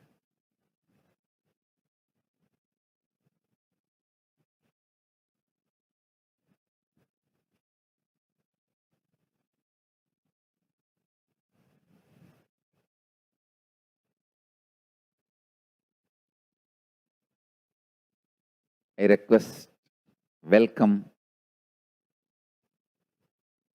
all the living, practicing Hindus from all over the world to be part of this great responsibility, bringing global peace to planet Earth by reviving Kailasa, the enlightened civilization, by making 2021 micronations by 2021 September 21, International Day of Peace. Last 26 years of our experience has given us a solid understanding how legally, politically, socially, individually, these micronations can be manifested as a reality and sustained. So with this expertise, we are entering into this great responsibility of manifesting this 2021 micronations by 2021 September 21st.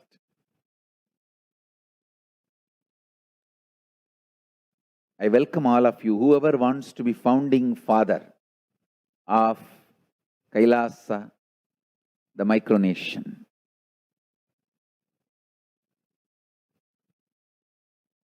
The Hindu micronations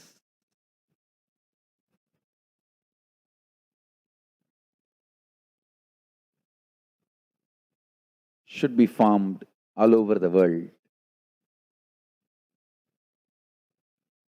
So we stand for the grand narrative of Hinduism, global peace, and the enlightenment signs of Hinduism.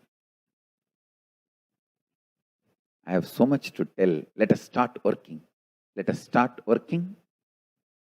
I'll give you elaborate, detailed understandings in further satsangs to form these Hindu micronations all over the world. Hindus have the responsibility to bring global peace. So you can also throw a challenge. See, if you are making a Hindu micronation, you can throw this challenge to each one, your friends, family, 10 people. Let them participate in the challenge and then let them send the challenge to others. So first, I am nominating Kumar Swaminathan on his birthday. Kumar Swaminathan, birthday blessings for you. And I am giving you the challenge and nominating you for making Kailasa, Hindu nation, Hindu micronation,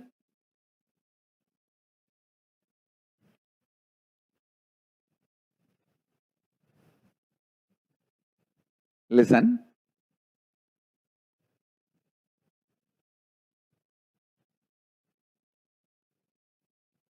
Listen sincerely.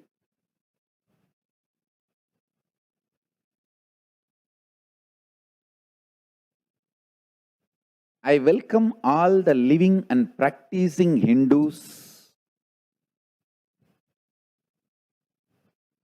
to become founding fathers of Kailasa micronation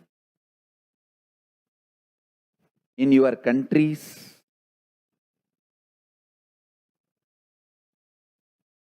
you can also make a challenge, like how they made ice bucket challenge and all that. We can make a challenge. You form Hindu micronation and claim, I am the founding father of the Hindu micronation Kailaasa. And then you can invite your family, friends for a challenge, 11 people. You form and you challenge 11 people and they also form and they spread. So let us start spreading. So first, I am nominating and sending the challenge to Kumar Swaminathan.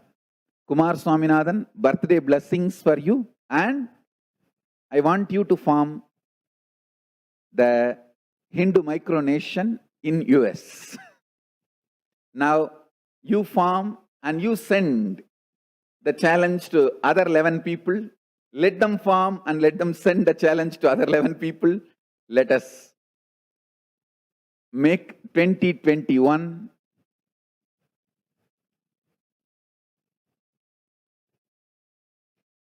Hindu micronations. By 2021 International Peace Day, let's start working. I bless you all. This project is my message on this International Day of Peace. Let us start working for global peace instead of just talking. What the work we do will talk for us. The talk we do will not work for us. This is the message. The work we do will talk for us. The talk we do will not work for us. So with this, let's move to Paramashiva Gana's session. I should say that first I am nominating Kumar Swaminathan, but I am nominating all the Paramashiva Ganas and all my initiated disciples, whoever feels I am your guru, I am initiating and challenging, appointing all of you to be the founding fathers of Kailaasa, Hindu micronation. Starts forming. Start forming. Start becoming part of this global peace wave. I can name one by one everyone. Sharmila Rajendran, Uma Balaji, Swatantra Priyananda, Sri Asudoshananda. I can name all of you in front of me in the camera. I can name each one of you. Veda Swarupananda, Sumati Enal, and Hari and Bhakti Vasyananda.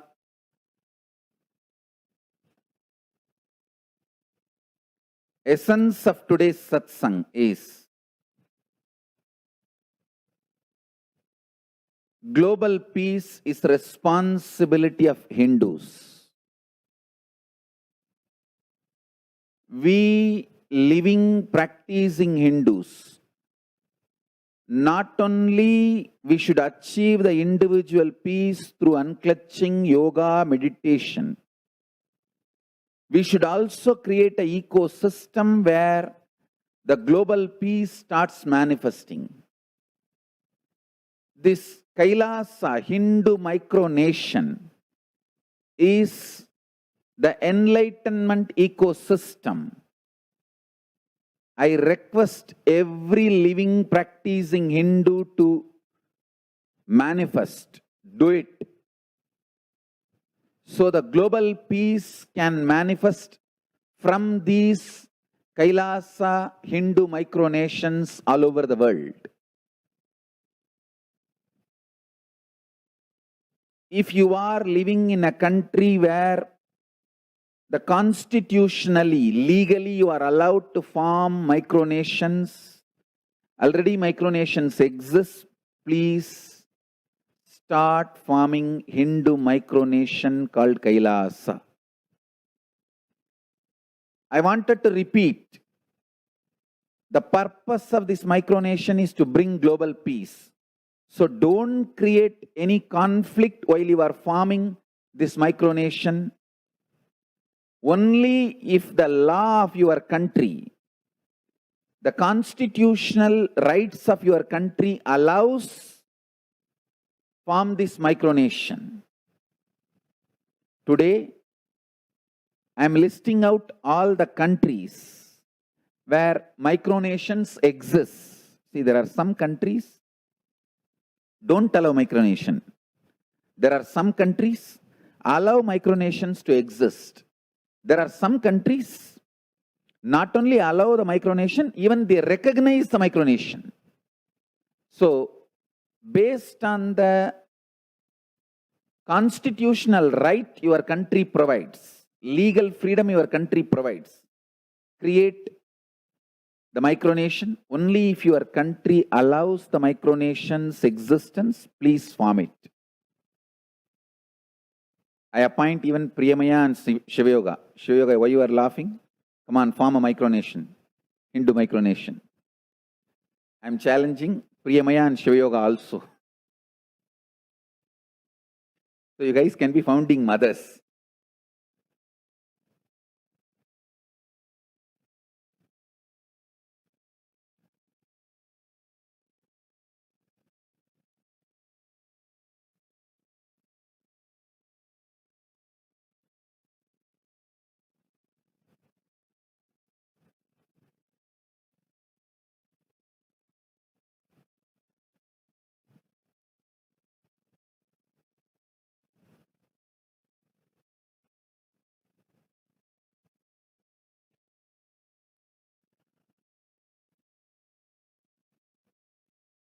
So each name I can read out a long list. Wow.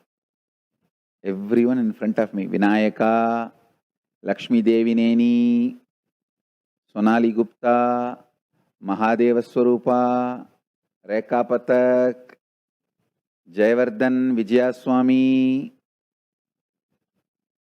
Sri Sadashivatma, especially the countries where it is legally allowed. The list of the 40 countries I read out where legally allowed, you can start forming directly. We already have a detailed legal opinion from top lawyers with their Supreme Court judgments. You can reach out to us through this email.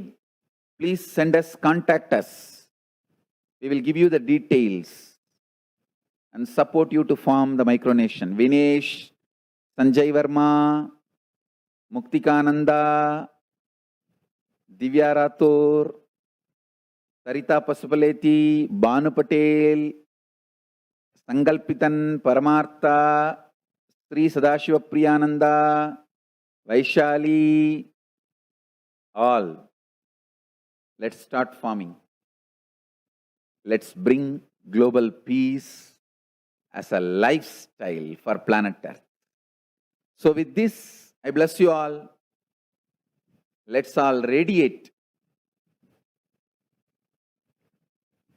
with integrity, authenticity, responsibility, enriching, causing, living Shuddhatvaita Saivam, the state, space, powers, being, superconsciousness,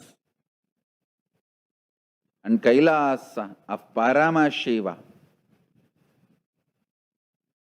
Paramashivoham, Om Nithyananda Paramashivoham. The eternal bliss, Nithyananda. Thank you. Be blissful.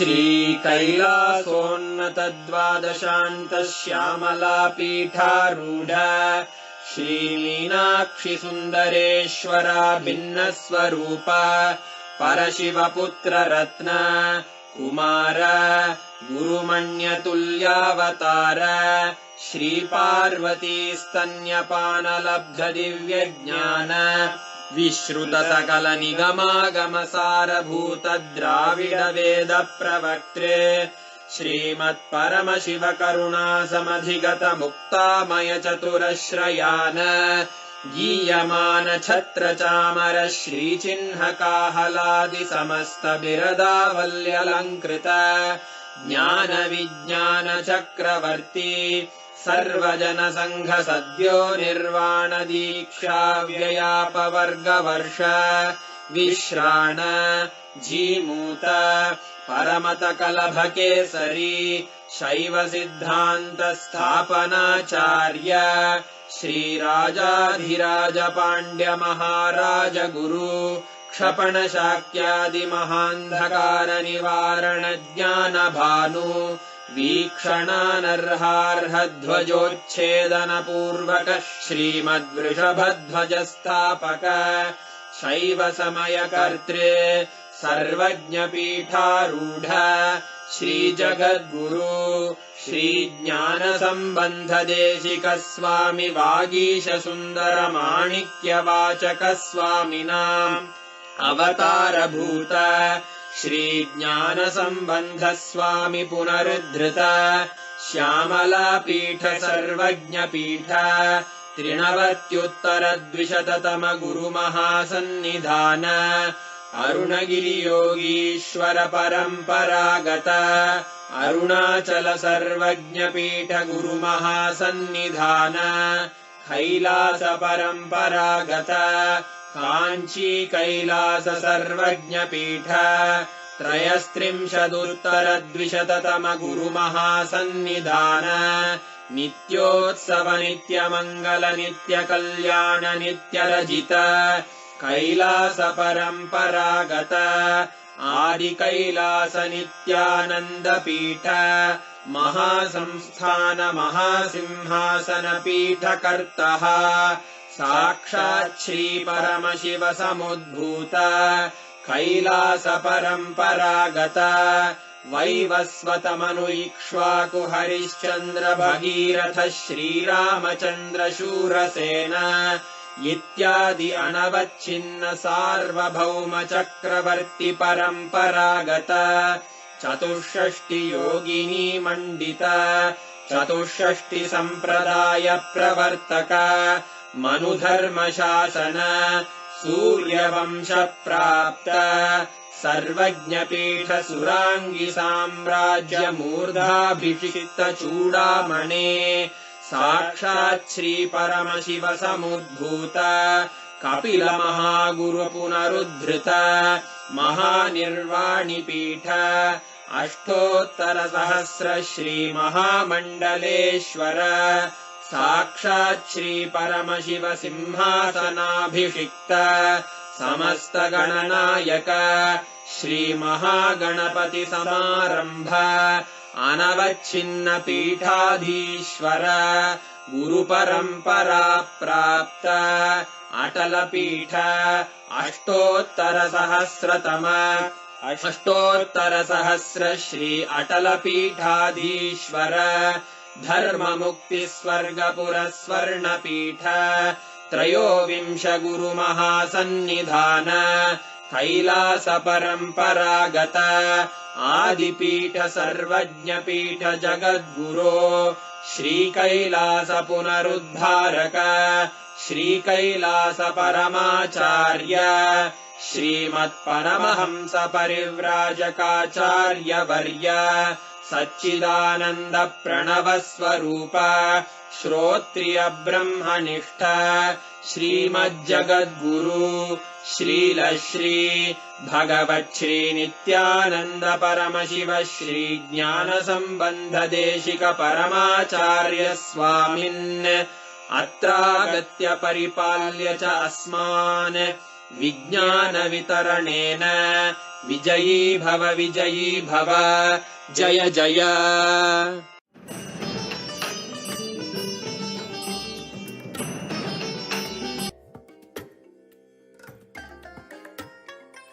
I bless you all.